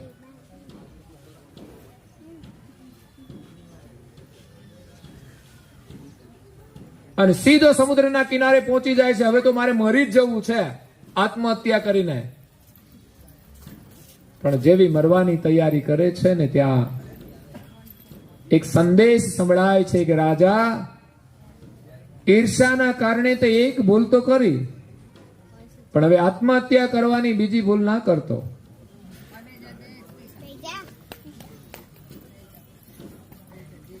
અહંકારનો ત્યાગ કરી, મૂર્ખતા છોડી, અને હવે શેષ જે જીવન રહ્યું છે એ તું જયદેવનું જે ગીત ગોવિંદ છે ને એમના ગુણગાન કરીને પૂર્ણ કર. અને તે જે રચના કરી છે એમાંથી થોડા સારા શ્લોક એની અંદર તું મૂકી દેજે, તારો સ્વીકાર કરશે. ત્યારે રાજાને થોડી શાંતિ થઈ. કેમ કે આકાશવાણી જે થઈ, પોતાના 2 શ્લોક પણ એની અંદર સમાવેશ થઈ જાય. અને રાજાનું અહમ છોડવાનું ને અઘરું કામ છે. તો રાજા મરી જાય પણ અહમ ના છોડે. પણ હવે તો સમાજની અંદર એને નાના બનીને રહેવાનું છે અને જયદેવનો આદર કરવાનો છે. ત્યારે જયદેવને પોતાના રાજભવનમાં લઈ જાય છે અને જગન્નાથપુરી મંદિરમાં રાજા જાય છે સીધા સમુદ્રના કિનારેથી, અને જગન્નાથની આગળ એ દંડવત પ્રણામ કરીને ક્ષમા યાચના કરે છે. અને પછી જયદેવને લઈને પોતાના નિવાસમાં લઈ જાય છે. એને પણ પ્રણામ કરે છે. કારણ કે જયદેવનો એવો કોઈ આગ્રહ નહોતો કે મારો મહિમા વધે. એને તો ભગવાનનો મહિમા ગાયો છે. અને રાજા હતો ને એને એમ હતું કે મારો મહિમા વધે. એટલે એને શરમાવું પડ્યું છે, એનું અપમાન થયું છે. પછી તો ઘણા દિવસ સુધી રાજની અંદર રહી જયદેવ ભક્તિ દ્વારા રાજાને ભક્તિનો આનંદ કરાવે છે. અને પછી જયદેવ અને એમની ધર્મ પત્ની પદ્માવતી હતી, એ પણ એના પગલે ચાલતી હતી. એ પણ એટલી સંસ્કાર સંપન્ન હતી. પછીનો અંતિમ પ્રસંગ આવે છે કે રાજા એમને ઘણું બધું ધન આપે છે, સોના મહોરો આપે છે. આમ તો જયદેવના મનની અંદર તો કોઈ ચાહના છે જ નહીં, કારણ કે એને તો ભગવાનના ભજનમાં જ ભરોસો છે. ભાઈ, ભગવાનમાં ભરોસો થવો ને બહુ મુશ્કેલ કામ છે. બાકી ગઠિયા હોય ને એમાંય આપણે વિશ્વાસ કરી દઈએ, છેતરીને જતા રહે ત્યારે ખબર પડે કે આ તો ગઠિયો હતો. અને આજે ભગવાન એટલા પ્રમાણિક છે, છતાંય ભગવાનમાં લોકો જલ્દી વિશ્વાસ નથી કરતા કે એની ભક્તિ કરીશું તો આપણે સુખી થઈશું. લોકો સંસારની લાલચમાં છે ને ઘણા બધા વિશ્વાસ કરી દેતા હોય છે, પછી સામેના લોકો દગો કરે ને ત્યારે બહુ દુઃખ થાય. પણ ભગવાન ક્યારેય દગો નહીં કરે. ભગવાનમાં વિશ્વાસ રાખીને ભગવાનનું ભજન કરો, ચોક્કસ આપણે સુખી થઈશું જ. પણ આપણને તો વિશ્વાસ છે પૈસામાં, પૈસા આવશે ને તો આપણે સુખી થઈશું. એટલે ભગવાનનું ભજન છોડો અને પૈસાનું ભજન કરો. પૈસો મારો પરમેશ્વર, અને ગુરુની જરૂર નથી, ઘરવાળી જ મારી ગુરુ છે. છોકરા છૈયા 40 ગ્રામ, પછી બીજા કોની સેવા કરું? એમ બધા જ બધું ઘરમાં છે. પૈસા પરમેશ્વર, પત્ની ગુરુ, છોકરા 40 ગ્રામ, એટલે એની સેવા કરવાની, પણ ભગવાનની સેવા નહીં. લોકો એમ માને કે આપણે તો ઘરમાં જ છે ને, બધું ઘરમાં છે ને, બધું સ્વાર્થનું છે. ભાઈ, કઈ તમે પરમાર્થ નથી કરતા. માંદા પડે ને તેથી સેવા કરો ને ત્યારે કહેવાય કે ના હવે તમે કરી, ત્યારે તો નહીં કરે. કરવા વાળા કરે છે, બાકી બધા નથી કરી શકતા. જે મા બાપે આપણને મોટા કર્યા હોય ને એની લોકો સેવા નથી કરતા, એને ઘરમાંથી તગેડી મૂકે છે. આવા કપૂતા દુનિયામાં હોય છે. આપણા દેશમાં વૃદ્ધાશ્રમો ચાલે છે. મા બાપના દીકરાઓ કેવા હશે? હું કોઈ સંતાન ના હોય ને જાય, વસ્તુ અલગ છે. પણ છોકરા હોવા છતાંય જે મા બાપને વૃદ્ધાશ્રમમાં જવું પડે એ મા બાપને કેટલું દુઃખ થાય. દીકરાને જન્મ આપ્યો હોય ને ત્યારે તો ભગવાનને પ્રાર્થનાઓ કરી હોય, બાધાઓ રાખી હોય, ભગવાન હમણાં દીકરો જન્મે, દીકરી નહીં હો પાછી. તાર પરણાવશો કોની સાથે? દીકરી આપે તો દીકરી પણ રાખો, દીકરો આપે તો દીકરો. એમની જેવી ઈચ્છા, એમાં જ તમને સુખ મળશે. પણ તમારી ઈચ્છાથી આવશે ને તો ઊંધો હાલશે પાછો, કારણ કે તમે માગ્યો છે ને, તમને મોહ બહુ છે, પણ તમારો મોહ છોડાવી દેશે.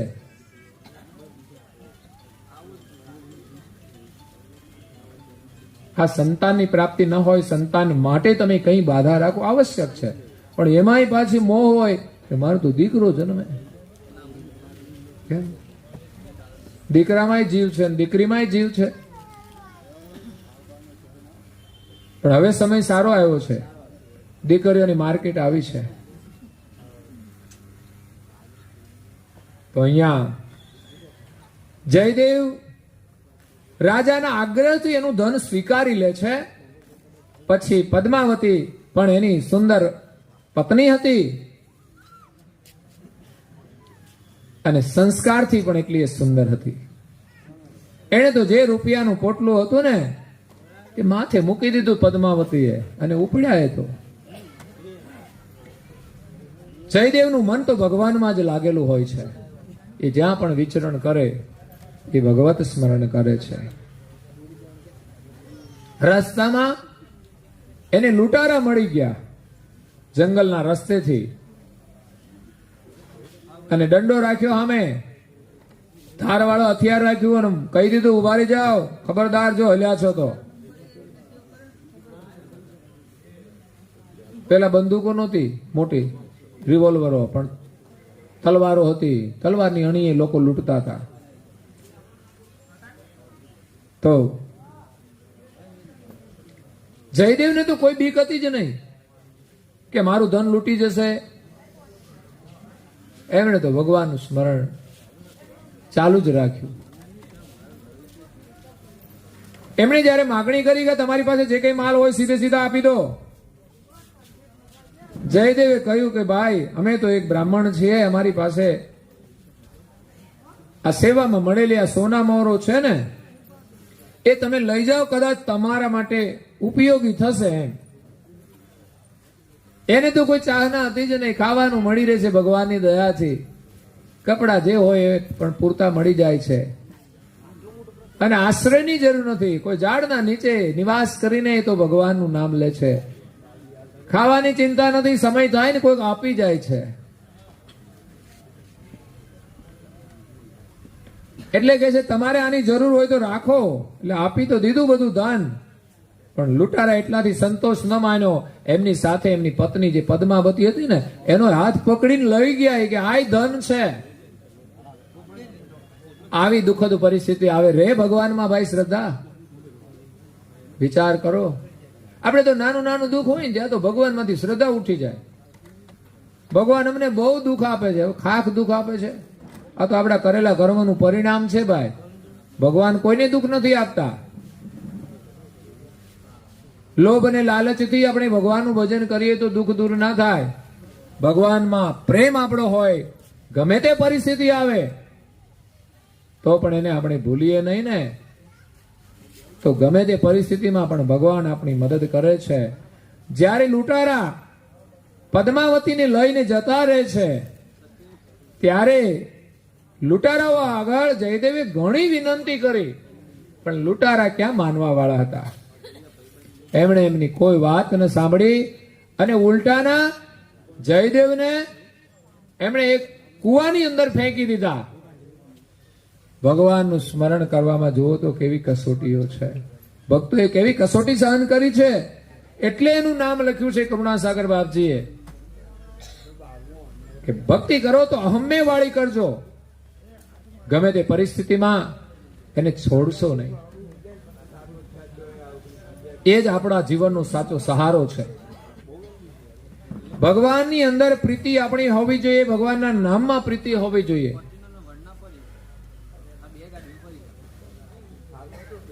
ભગવાનમાં પ્રીતિ ને ભગવાનના નામમાં પ્રીતિ, નિરંતર એનું નામ સ્મરણ થયા જ કરે.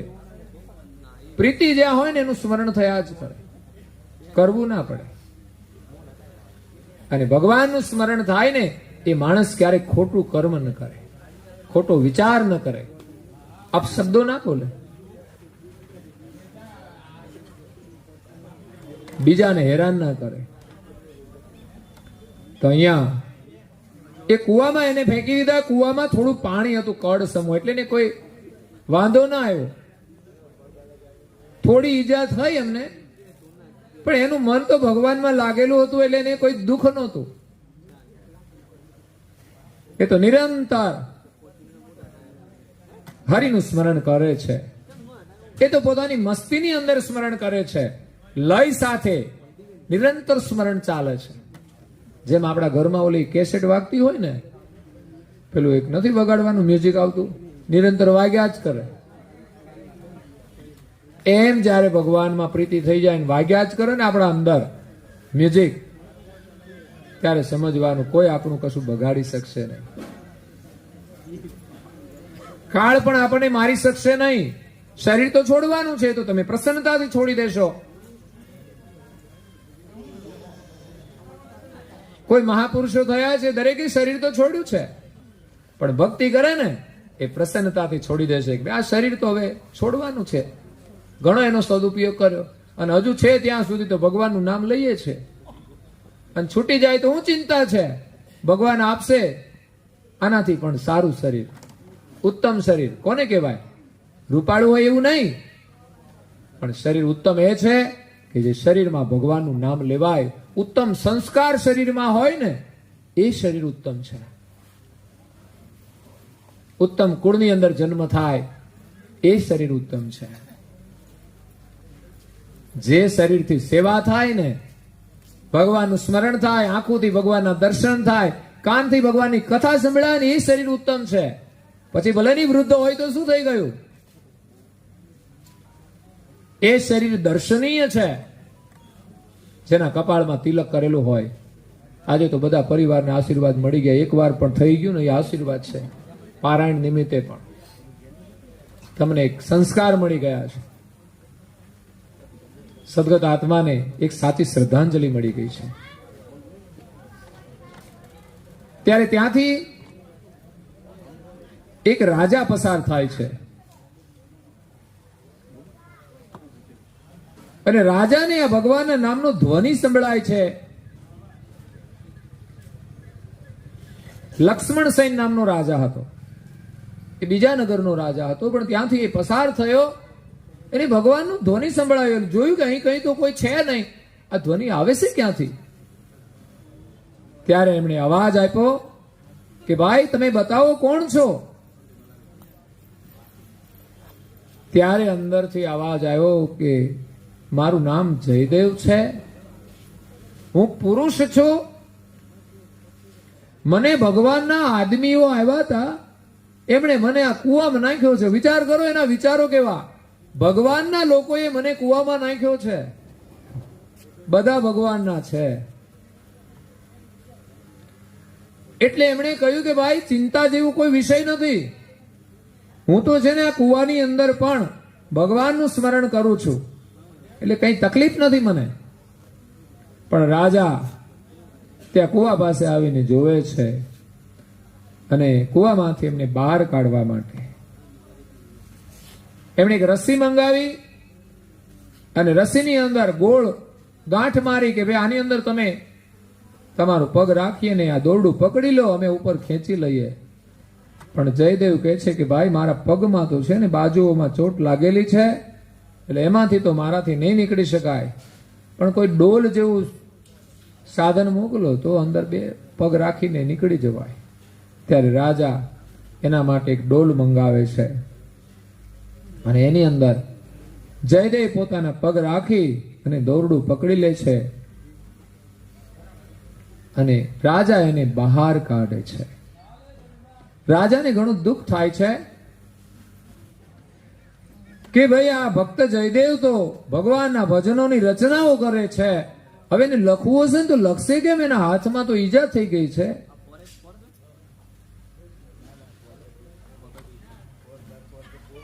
ત્યારે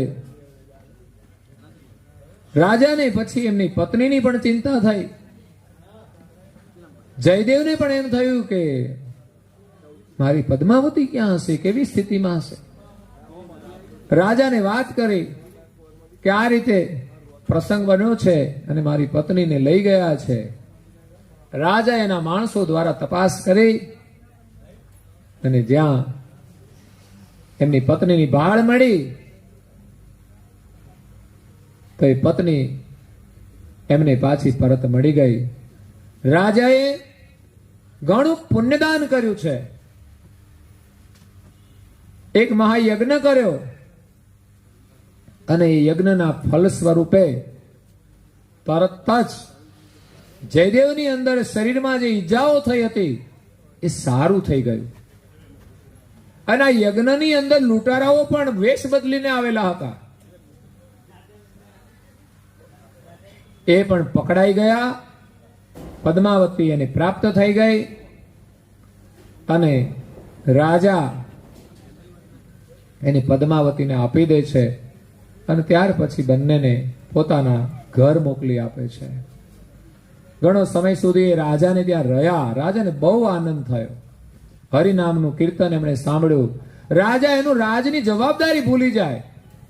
ઘણા રાજાઓએ ભક્તિ કરી છે ને, પણ રાજની જવાબદારી એને ભગવાનને આપી દીધી છે. અને આ સારો સંસાર એ જ ચલાવે છે. આપણે તો ખોટો બોજ લઈને ફરીએ છીએ કે આ ઘર તો હું ચલાવું છું. હવા નીકળી જાય ને પછી ચલાવો તો ખબર પડે. આ વ્યવસ્થા છે ને બધી ભગવાનની છે. અને ઘરમાં જે બધા હોય ને બધાનો સહયોગ હોય ને ત્યારે ઘર હાલે. આપણે એકલાથી ના હાલે. અભિમાન હોય ને તો કાઢી નાખવાનું. એક ટ્રેનની અંદર એક મુસાફર, એમની પાસે વજન વધારે હતો.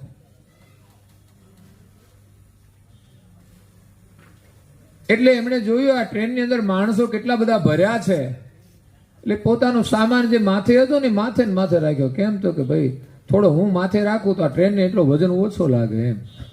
ટ્રેનમાં બેઠા પછી એને ખબર નથી આ ભાર તો એને જ ખેંચવાનો હોય. એમ આપણે ટ્રેનમાં બેઠા છીએ ને, આપણા માથે જે વજન છે ને એ વજન એને જ ઉઠાવવાનો છે. એના કરતા નીચે મૂકી દો ને, થોડો હળવું થઈ જાય જીવન. પણ આપણે તો માથે લઈને ફરીએ છીએ, ટ્રેનમાં બેઠા છીએ અને તોય પાછા માથે લઈને ફરીએ છીએ. હે, આ મૂર્ખતા છે કે નહીં? કોઈ ગાડીમાં બેસી જાઓ પછી તમે માથે લઈને ફરો? હે, ગાડીમાં જ મૂકી દો ને. તો પછી આ સંસારની ગાડીમાં બેઠા છીએ ને, એમાં વજન નીચે મૂકી દેવાનો છે. ભગવાન જ બધો વજન ઉઠાવે છે. એ રાજાને ત્યાં ઘણા દિવસ સુધી જયદેવ રહ્યા. પછી જયદેવે તીવ્ર ઈચ્છા વ્યક્ત કરી કે રાજા, હવે હું મારા લક્ષ્ય તરફ આગળ વધું, મને આજ્ઞા આપો, હવે હું આ રાજ છોડીને જાઉં અને આપ ભગવાનનું સ્મરણ કરતા રહેજો. આપના જીવનમાં આપના રાજની અંદર કોઈ પ્રકારની કમી રહેશે નહીં અને ભગવાન સદાય આપણને મદદ કરશે. ભગવાનમાં જો આપણી શ્રદ્ધા હોય ને તો ભગવાન આપણને મદદ કરે. બાકી હગાઈ કોઈ મદદ નથી કરતા. હો, સમય આવે ને, સમય આવે દુઃખનો, ત્યારે બધા જ છે ને પીઠ બતાવી દેતા હોય છે. એટલે રાજાની ઈચ્છા નહોતી કે આ જયદેવ ભક્ત મારું રાજ છોડીને જાય. એને તો એટલો રાજની અંદર આનંદ આવી ગયો કે જયદેવ સદાય અહીંયા રહે. પણ ભક્તોની ભાવના કંઈક ઊંચી હોય છે, એક જગ્યાએ રહી શકતા નથી. કારણ કે નદીનું નીર છે ને એ હંમેશા વહેતું હોય ને, બધાને લાભ આપે. એમ ભક્તો વિચરણ કરતા હોય છે. જ્યારે જયદેવે એમને આશીર્વાદ આપ્યા ત્યારે રાજાના મનને શાંતિ થાય છે. કારણ કે ભક્તોની ઈચ્છા વિરુદ્ધ છે ને કંઈ ના કરવું જોઈએ. આપણી ઈચ્છા હોવા છતાંય ભક્તોની ઈચ્છા વિરુદ્ધ કંઈ ન કરવું જોઈએ. ત્યારે રાજાએ એને પાછું ઘણું ધન આપ્યું. આ ઉપાધિ છે પાછી એને તો. જયદેવ આ સંસારની માયા છે ને એમાં જ બધી ઉપાધિ છે. તમે અભ્યાસ કરો કે ઝઘડો ઘરમાં થાય છે ક્યાંથી, એકબીજામાં અંતર પડે છે ક્યાંથી, તો આ બધી કારણો છે આવા જ માયાના જ. જેટલું પણ ખોટું છે ને એ આપણા પરિવારની અંદર દુઃખનું સર્જન કરશે. એટલે ખોટાનો ત્યાગ કરો અને સત્યનો સ્વીકાર કરો. પણ આજે લોકો સવારમાં વહેલા ઉઠીને દુકાનોની મુલાકાત લે છે પણ મંદિરના દર્શન નથી કરતા. એટલે ખોટું પકડ્યું છે એને દુકાનેથી શું મળવાનું? ત્યાં જઈને બેહી રે પાછા અડધો કલાક, કોણ આવે છે ને કોણ જાય છે. તને ક્યાં તને કામ હોપ્યું છે? બધાનું ધ્યાન રાખ. તારા ઘરમાં બેસીને ભગવાનનું ભજન કર, કાં તો દેવ મંદિરમાં જઈને પ્રાર્થના કર. શાંતિથી બેસીએ ને તોય આશીર્વાદ મળે છે. સાચી વસ્તુને ગ્રહણ કરો, સ્વીકાર કરો અને ખોટાનો ત્યાગ કરો. આ રીતે ભગવાનમાં વિશ્વાસ રાખશો તો ચોક્કસ આપણું જીવન સફળ થશે. જયદેવ અને પદ્માવતી બંને પોતાનું જે ગામ કેન્દુલ હતું ત્યાં પહોંચી ગયા અને નગરમાં આવીને એ ભગવાનના બસ ગુણગાન ગાય છે. ગંગા નદીના એનાથી થોડી દૂર હતી, પરંતુ એના ભજનની કૃપાથી ગંગા નદી પણ વહેતી વહેતી એના ઘરની નજીક આવી ગઈ છે. હવે ભક્તને આ શરીર છોડવાનો સમય નજીક આવી ગયો. ભજન કરતા કરતા એમના શરીરની અંદર રહેલી જે આત્મા રૂપી જ્યોતિ છે એ જ્યોતિ એ શરીર છોડીને શૂન્યની અંદર એ વિલીન થઈ જાય છે. અને એની સાથે સાથે પદ્માવતી હતી એની પત્ની, એ પણ એના વગર રહી શકતી નથી. આ છે પતિ પત્નીનો સાચો પ્રેમ છે. સાચો પ્રેમ પતિ જાય કે પત્ની જાય એના પાછળ એ ન રહી શકે તો શરીર છૂટી જાય. આપઘાત નહીં હો, પણ વિરહ જેવો હોય કે જીવવાની ઈચ્છા જ ન હોય ત્યારે શરીર એનું છૂટી જાય છે. એમ અહીંયા પદ્માવતી પણ પરલોક ગમન કરી દે છે.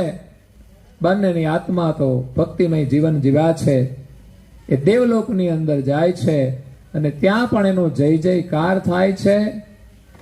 આજે પણ એના નગરની અંદર બંગાળમાં કેન્દુલની અંદર ત્યાં એમની સમાધિનું સ્થાન છે, ગંગાનો કિનારો છે અને એ ગંગાનું નામ ત્યાં જયદેવ ગંગા છે. ગંગાના જુદા જુદા નામ છે, જુદી જુદી જગ્યાએ. જ્યાં જયદેવની સમાધિ છે ત્યાંથી જે ગંગા નીકળી જયદેવ ગંગા. અને ત્યાં નાવાનો પણ મહિમા છે, ત્યાં મેળો ભરાય છે, લોકો ત્યાં સ્નાન કરી અને પુણ્ય પ્રાપ્ત કરે છે. તો આવો છે ભક્તિનો મહિમા.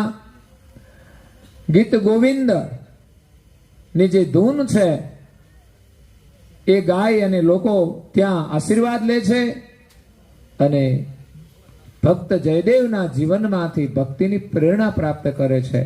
અહીંયા કરુણાસાગર મહારાજ એમ કહે છે કે તુલસીદાસ જયદેવ ભેવ સુર અતિ ઉચરે.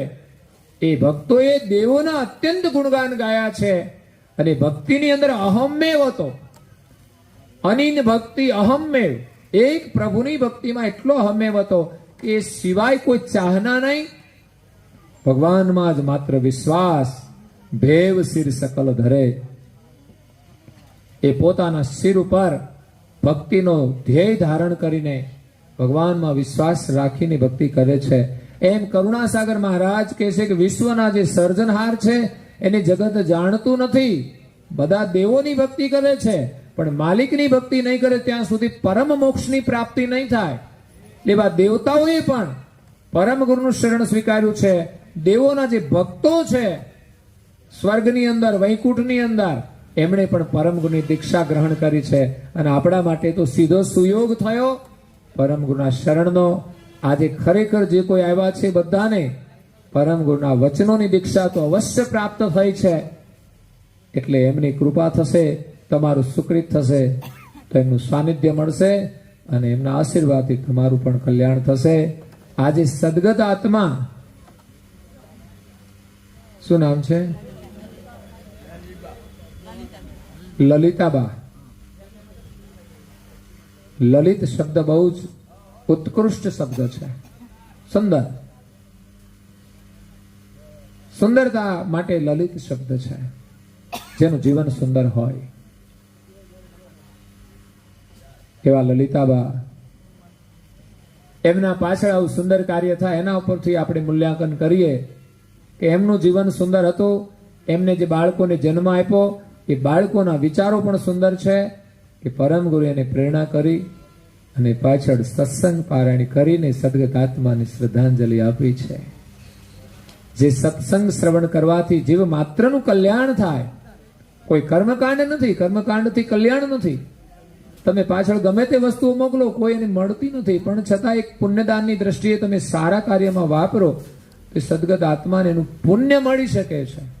પણ કંઈક અંધ માન્યતાઓ છે કે ત્યાં નદી આવે છે ને તરવા માટે વૈતરણી તરવાની, તો તમારે ગાય જોઈશે ને એનું પૂંછડું પકડીને એ તરી જશે. એ કલ્પનાઓ છે. પણ એક કર્મકાંડની માન્યતાઓ છે. એમાં માણસને પાછળ કંઈક કર્યાનો સંતોષ થાય કે માણસ એના માતા પિતા પાછળ પોતાની કંઈક લાગણી વ્યક્ત કરે. એમનું જે ઋણ છે ને એમાંથી છૂટવા માટે કંઈક કરવાનું હોય છે. તો એના પાછળ પુણ્યદાનનો હેતુ છે કે કોઈ બાળકોને ભોજન કરાવે, કોઈ ગરીબોને કંઈક મદદ કરે. તો એવા કંઈ પુણ્યદાનોથી એ સદગત આત્માને શાંતિ મળે છે. એમના ઋણમાંથી પરિવાર છૂટે એ હેતુથી પાછળ પુણ્યદાન કરવામાં આવે છે. અને ઋણ જ્યાં સુધી હોય ને ત્યાં સુધી જીવાત્માનું છૂટી ના થાય એમ માનવામાં આવે છે. એટલે એ નિમિત્તે પણ લોકો કંઈક કરે. નહીં તો એમ કે ભાઈ જો આપણે કંઈ ના કર્યું હોય ને તો પછી આપણને નડે, આપણા પિતૃઓ નડે. પછી લોકોને જ્યોતિષ પાસે જાય કે બ્રાહ્મણો પાસે જાય, જુઓ ને અમારા ઘરમાં દુઃખ છે, શા માટે? તો કે તમારા પિતૃઓ નડે છે. આ બધું સીધું પડે. પછી આપણે માનીએ કે આપણે કંઈક કરવું પડશે, નારાયણ બલિ કરવું પડશે, કંઈક બીજું કરવું પડશે, જે કહો તે કરીએ. પણ દુઃખ તો ભાઈ આવતું જ રહેવાનું છે. તમે સારા કામ કરો, ભયથી નહીં, પ્રેમથી કરો, સમજીને કરો. તમારા માતા પિતાની તિથિ હોય એ નિમિત્તે કરો. દર વર્ષે આવે. આપણે ત્યાં શ્રાદ્ધની પરંપરા છે કે દીકરાઓ એમનું શ્રાદ્ધ અર્પણ કરે, તો સારું કામ કરે. ટૂંકમાં ભૂખ્યાને ભોજન કરાવો એ શ્રાદ્ધ છે. પછી એવું નહીં કે માત્ર એક દિવસ જ કરો. હું તો કહું રોજ કરો તમે શ્રાદ્ધ. પાછળથી જો તમે કઈ મોકલો અને ખાતા હોય તો પછી એક જ દિવસ તમે ખવડાવો ખીર ને ખાંડ, પછી 364 દિવસ એને ભૂખ્યા જ રહેવાનું. જીવતા હોય તો રોજ ખવડાવીએ ને. તો સાચી નિષ્ઠા તો એ છે કે એને જો આપણે રોજ ખવડાવવાની ભાવના હોય તો અહીંયા કોઈને પણ ખવડાવો. તમે કોઈ પણ જીવને ભૂખ્યાને ભોજન કરાવો, એની પાછળનો હેતુ છે. અગર જો તમારે આંગણે જ્યારે કોઈ આવે, ભૂખ્યા ભોજન આવે, તો એને ભોજન કરાવજો. ભૂખ્યા છો, ઘરમાં હોય ના હોય બનાવીને પણ આપવું જોઈએ. તો તમારે શ્રાદ્ધના દિવસે કંઈ નહીં કરો ને તોય તમને આશીર્વાદ મળી જશે. કરુણાસાગર બાપજી જીવ માત્રનું કલ્યાણ કરવા માટે આવ્યા છે. ધર્મ જગતની અંદર પણ જે અજ્ઞાનતાઓ છે, અંધશ્રદ્ધાઓને દૂર કરી એક સર્જનહારની ઓળખ કરાવી છે. અને એવા સર્જનહારની ભક્તિ કરવા માટે અહીંયા બધા ભક્તોના નામનું સ્મરણ કર્યું કે એણે જેવા પ્રેમથી દેવોની ભક્તિ કરી એવા જ પ્રેમથી આપણે વિશ્વના સર્જનહાર, જે દેવોના અને આપણા બધાના એક જ સર્જનહાર છે, એની આપણે ભક્તિ કરવાની છે. અને ત્યારે જ આપણો અખંડ મોક્ષ થશે. તો આજે આપણે બધા જ ભાગશાળી છીએ કે પરમ ગુરુના આશીર્વાદથી એમના સત્સંગ શ્રવણ કરવાનો આજે આપણને લાભ મળ્યો છે. બસ એમની કૃપા આ જ પ્રકારે આપણા જીવનમાં નિરંતર મળતી રહે, આપણું કલ્યાણ થાય એવી પરમ ગુરુના શરણમાં પ્રાર્થના. લલિતાબાની પાવન સ્મૃતિમાં બંને દીકરાઓ અશોકભાઈ છે ને હસમુખભાઈ, બંને એમના પોતાનું જે કર્તવ્ય હતું ને આજે પૂર્ણ કર્યું છે. બાકી માના ઋણમાંથી કોઈ દીકરો એવું ગમે તે કરે તો છૂટી ના શકે. એની સેવા કરે ને તોય ના છૂટાય, એની પાછળ પુણ્યદાન કરે તોય ના છૂટાય. પણ સત્સંગ એટલું મહાન કાર્ય છે કે માતાના ઋણમાંથી પણ તમને છોડાવી દે એટલું મહાન કાર્ય, જેનાથી આવનાર સગા સંબંધી બધાનું કલ્યાણ થાય એવું મહાન કાર્ય આજે દીકરાઓએ માતાની પાછળ કરી અને પોતાનું કર્તવ્ય પૂર્ણ કર્યું છે. અને વિશેષ માતા પિતાના અને પરમ ગુરુના આશીર્વાદ છે કે આ સત્સંગ પારાયણના આશીર્વાદથી પરિવારનું જીવન સુખી થાય, સંસ્કાર સંપન્ન બને અને ભાવિ પેઢી જન્મો જન્મ સુધી એના સંસ્કાર એમને પ્રાપ્ત થાય એવું આ મહાન કાર્ય છે. શુભકામના છે. તો આ નૂતન વર્ષના નવા દિવસો હજુ ચાલે છે પૂર્ણિમા સુધી. તો નવા વર્ષની પણ બધાને શુભકામનાઓ છે. નવા વર્ષના કેલેન્ડરો આવ્યા છે પણ અહીંયામાં લાવતા ભૂલી ગયા, સાંજે થોડું મોડું, પણ બહુ સારું કર્યું, બહુ આનંદ થયો. ઈચ્છા વ્યક્ત કરી પણ પરમ ગુરુએ કામ કર્યું એવો વિશ્વાસ પણ થઈ ગયો કે આપણે પ્રયાસ કરીએ ને, જો બેસી રહ્યા કે ભાઈ હવે તો કોણ આવે ત્યાંથી કંઈ પણ એક ઈચ્છા વ્યક્ત કરીને બધાને રજૂઆત કરી તો ભગવાને યોગ કરાવી આપો. નવા વર્ષના કેલેન્ડરની શરૂઆત જો આ ઉભરાણથી થાય છે. હજુ મંદિરે જ બધા પડ્યા છે, હજુ અમારી સાથે આ લઈ જવાના હતા પણ આજે ભૂલી ગયા, પણ તોય આવી ગયા. એ જ ભગવાનનો ચમત્કાર, કે એમાં બીજા કઈ ચમત્કાર ના થાય. કોઈનું મૃત્યુ થયું હોય ને પછી આપણે કે એમાં જો જીવ પાછો આવે તો ચમત્કાર, પણ બધા એમ ના થાય. આવી રીતે આપણા કાર્યો થતા રહે એ જ ભગવાનની કૃપા છે. કે નવા વર્ષનું કેલેન્ડર એ આપણા માટે નૂતન દર્શન અને આશીર્વાદ છે. પરમ ગુરુના દર્શન આપણા ઘરમાં થાય. પછી કેલેન્ડર લટકાવીને એના પર કપડા લટકાવી દો ને તો પાછું કામ ના થાય. હો, એવું નહીં કરવાનું. કેલેન્ડરની ખીલી કેવડી જોઈએ? માત્ર નાની ખીલી, કે જેના ઉપર માત્ર કેલેન્ડરની દોરી જ રહે. મોટો ખીલો નહીં રાખવાનો, બીજે ગમે ત્યાં નહીં લટકાવવાનું. જ્યાં કપડા લટકાવવાનું ત્યાં કપડા જ લટકાવો, અને ઘરમાં એવી જગ્યાએ લગાવો કે જ્યાં આપણને મુખ્ય રૂમની અંદર આપણે વારંવાર દર્શનનો લાભ મળે, આશીર્વાદ મળે. આ માત્ર કેલેન્ડરના પાના જોવાનું નથી, પણ એક દર્શન પણ છે. અને નીચે જરૂર પડે ત્યારે આપણે તારીખવાર જોઈ લઈએ, કઈ ધાર્મિક પ્રસંગો જોઈ લઈએ, આપણને લાભ મળે. અને આ કેલેન્ડરની અંદર જે સામાજિક પ્રસંગ હશે એ તો હશે જ, સાથે સાથે રોજના તારીખવાર તો હોય જ, તિથિવાર હોય, પણ સામાજિક જે ધાર્મિક પ્રસંગો છે એ એની અંદર આવશે. અમારા જ્ઞાન સંપ્રદાયના કોઈ પ્રસંગો છે એ પણ આવશે.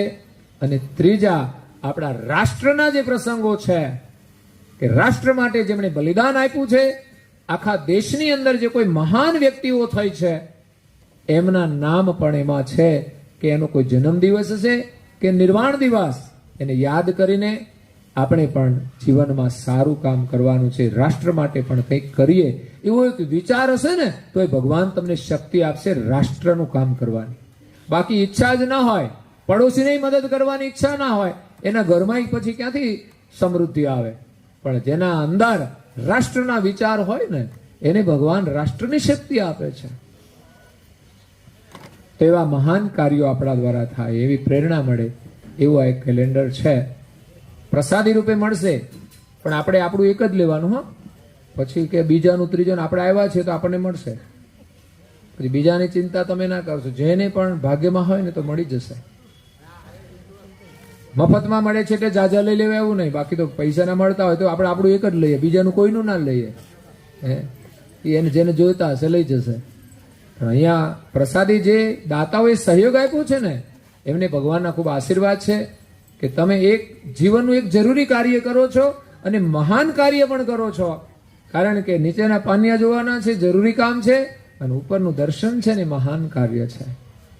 અને એની અંદર જે ફોટો છે એમાં પરમ ગુરુ બિરાજમાન જે સિંહાસન ઉપર છે એ દાતાઓએ પણ સેવા આપી છે મંદિરમાં એ સિંહાસનની, અને પરમ ગુરુ એના ઉપર બિરાજમાન થઈને આપણને દર્શન આપે છે. એ પરિવારને પણ આશીર્વાદ છે. કે ઘણા બધા દાતાઓ એમાં સહયોગ આપ્યો છે. લગભગ 1 લાખ રૂપિયાના કેલેન્ડરો છે, પણ બધાને આપણે પ્રસાદી રૂપે આપવાના છીએ. એટલે જેને પણ જોઈએ તેને અહીંયાથી મળશે. બીજી સેવા કરુણાસાગર મંદિર જેઠોલીથી દરેક પ્રસંગો ઉજવાય છે. બધા લોકો સહયોગ આપે છે. બધાને ખૂબ નવા વર્ષના આશીર્વાદ છે. બીજું હમણાં અમારા બહેનો જે ભજન ગાતા હતા ને પુસ્તિકા છે જ્ઞાન સંપ્રદાયની અંદર, અને સંત તુલસીદાસ થઈ ગયા છે. એમણે આ બધા ભજનોની રચના કરી. 700 જેટલા ભજનો, અને વર્તમાન સમયની અંદર બધા ગાઈ શકે એવા ભજનો, લોકપ્રિય ભજનો, અને બધા બહુ જ લાભ લે છે. તો એ પુસ્તિકાની પણ આવશ્યકતા રહેતી હોય છે, પણ એમે એ છપાતી નથી યોગ વગર, સહયોગ વગર.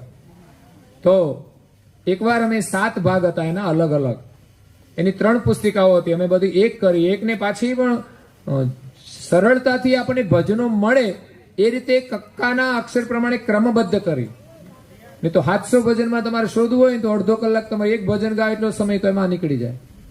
એ સરળતાથી વધુ 1 જ મિનિટમાં આપણને ભજન મળી જાય એ પ્રકારે આ ભજનાવલી અમે છપાવી છે, જે પૂરી થઈ ગઈ છે. ઘણા સમયથી લોકોની માંગ હતી કે અમારે ભજનાવલી જોઈએ છે. તો ભક્તોને મેં કહ્યું કે ભાઈ તમે લોકો સહયોગ આપો તો આપણે છપાવીશું. અને સૌરાષ્ટ્રમાં ગયા અને અમને 11,000 રૂપિયા એમણે આપ્યા એ પરિવારે. પછી બીજા લોકોએ પણ 5,000, 2,000, 1,000 એમ બધાએ સહયોગ કર્યો. અને એ અમારો ક્રમ હજુ ચાલુ છે. 70% રકમ થઈ જશે એટલે આપણે પુસ્તિકા છપાવીશું. 70% એનું ડિસ્કાઉન્ટ રહેશે, 30% એની કિંમત રહેશે. એ પ્રમાણે આપણને પુસ્તિકા પ્રાપ્ત થશે અને ભજનનો લાભ મળશે, મહત્વનો છે. એટલે એની અંદર જે સહયોગ આપે છે ને એને પણ એનું પુણ્ય મળે કે આ પુસ્તિકા છપાવવા માટે તમે જે સહયોગ આપ્યો છે અને બધા એનો લાભ લઈ રહ્યા છે, તો તમને પણ આશીર્વાદ મળશે. અને ત્રીજું એક કાર્ય અમે કરી રહ્યા છે સેવાનું, એ થોડું મોટું કાર્ય છે. પરમ ગુરુની કૃપા માટે વિશેષ તમે જે કંઈ તમારી પાસે ભગવાને આપ્યું હોય એમાંથી જે કંઈ ભાવના હોય પ્રમાણે સહયોગ કરજો. અહીંયા જેઠોલી જેમ અમે રહીએ છીએ, કરુણાસાગર મંદિર છે, એમ સૌરાષ્ટ્ર જે જન્મભૂમિ છે ત્યાં પરમ ગુરુએ પ્રેરણા કરી છે એક સ્થાન બનાવવાની.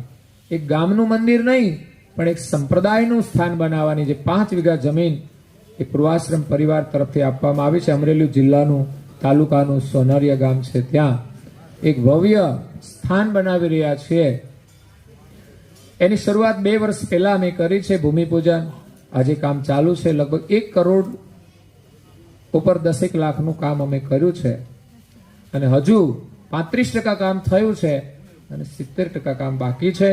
એની અંદર ગરીબ માણસોએ, જે ગામ છે ને એમાં કોઈ પણ જ્ઞાતિ જાતિ નહીં, બધા એક થઈ એક જ રસોડે પ્રસાદ લઈ અને નાનામાં નાના માણસોએ પણ પોતાની સેવા અર્પણ કરી અને ભગવાનના એને આશીર્વાદ મળે એ રીતે એનો સ્વીકાર કર્યો છે.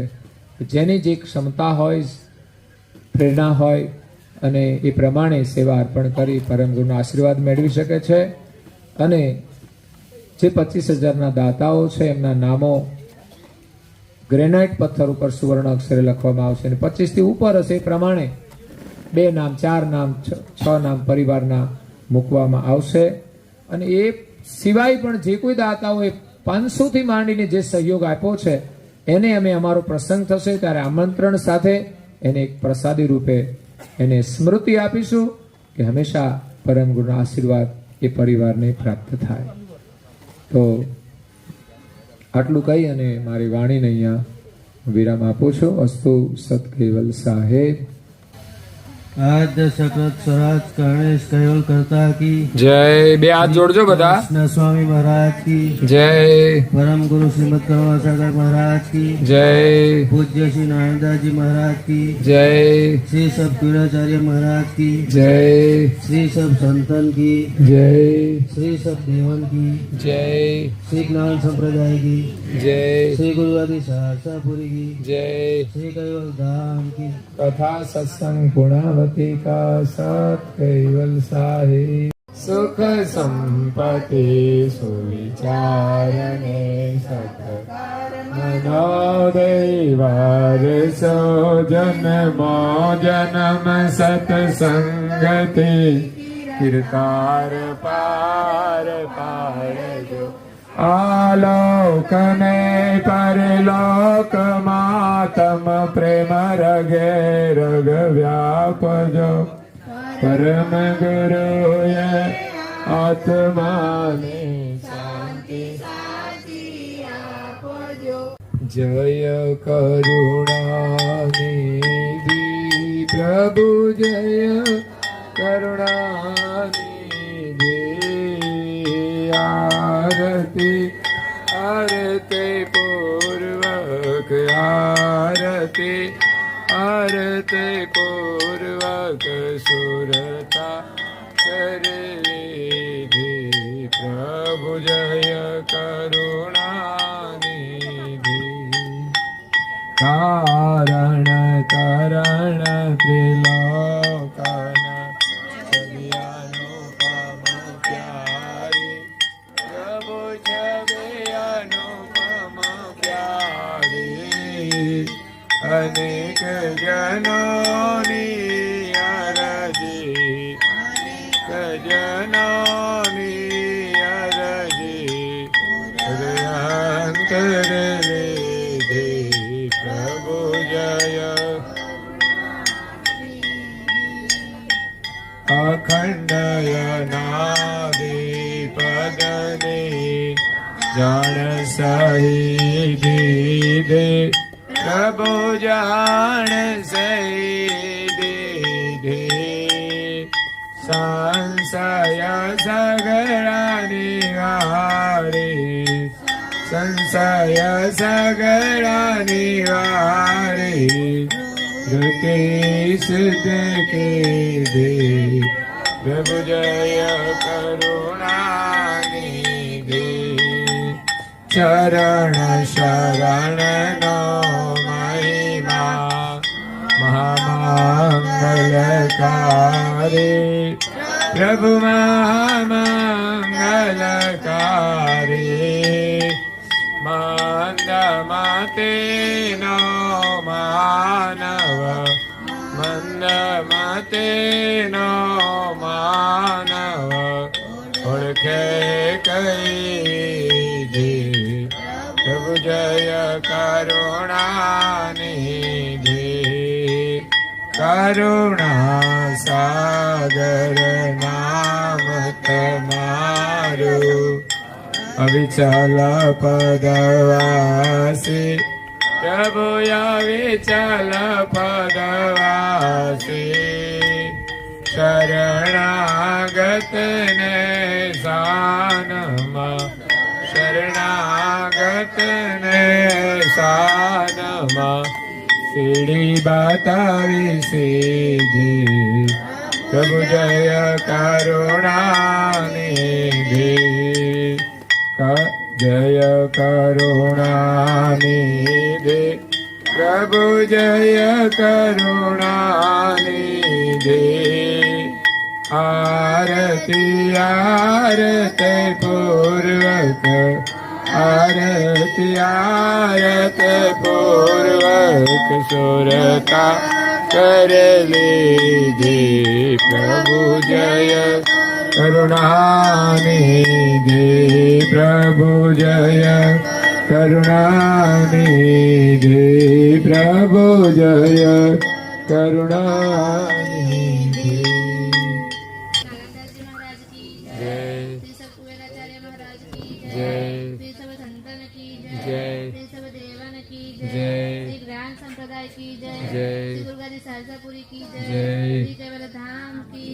दिव्य सत्संग पारायण आरती पुण्यवती का सत केवल साहे श्रीमत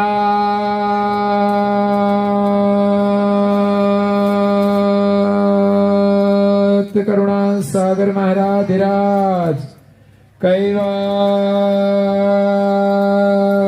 धर्म धुरंधर निगाह रखो मेहरबान श्रीमद करुणा सागर महाराज की कैवल धाम की श्री अविचल दास जी महाराज की जय आद्य सकल स्वराज करुणेश कल्लोटता की जय पूज्य श्री कृष्ण स्वामी महाराज की पूज्य श्री परम गुरु श्रीमद करुणा सागर महाराज की जय पूज्य श्री नारायण दास जी महाराज की जय पूज्य श्री श्रभ कुलाचार्य श्री महाराज की श्री सब संतन की श्री सब देवन की श्री ज्ञान संप्रदाय की जय श्री गायब पंथ की श्री भगन मढ़ी की श्री निर्गुण धुनी की श्री मुक्त द्वार की श्री ब्रह्म क्षेत्र की श्री सच्चिदानंद शाखा की श्री अचन अखाड़ा की श्री अविगत गाजी की श्री बाल तिलक की श्री रसोई करावे उनकी श्री उनके माता पिता की श्री उनके बाल गोपाल की श्री उनके गुरु गोविंद की श्री गुरु गदी सारसापुरी की श्री केवल धाम की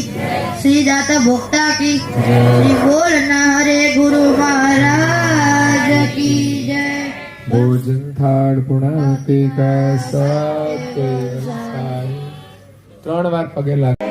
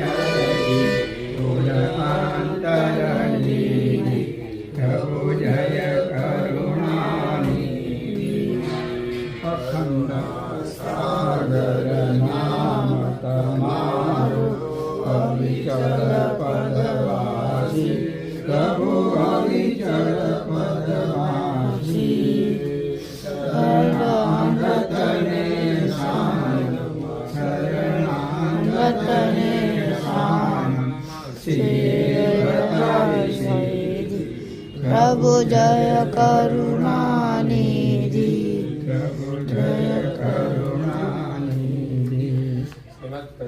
સાગર હરિવલ ધામ કી જય સદાશિવ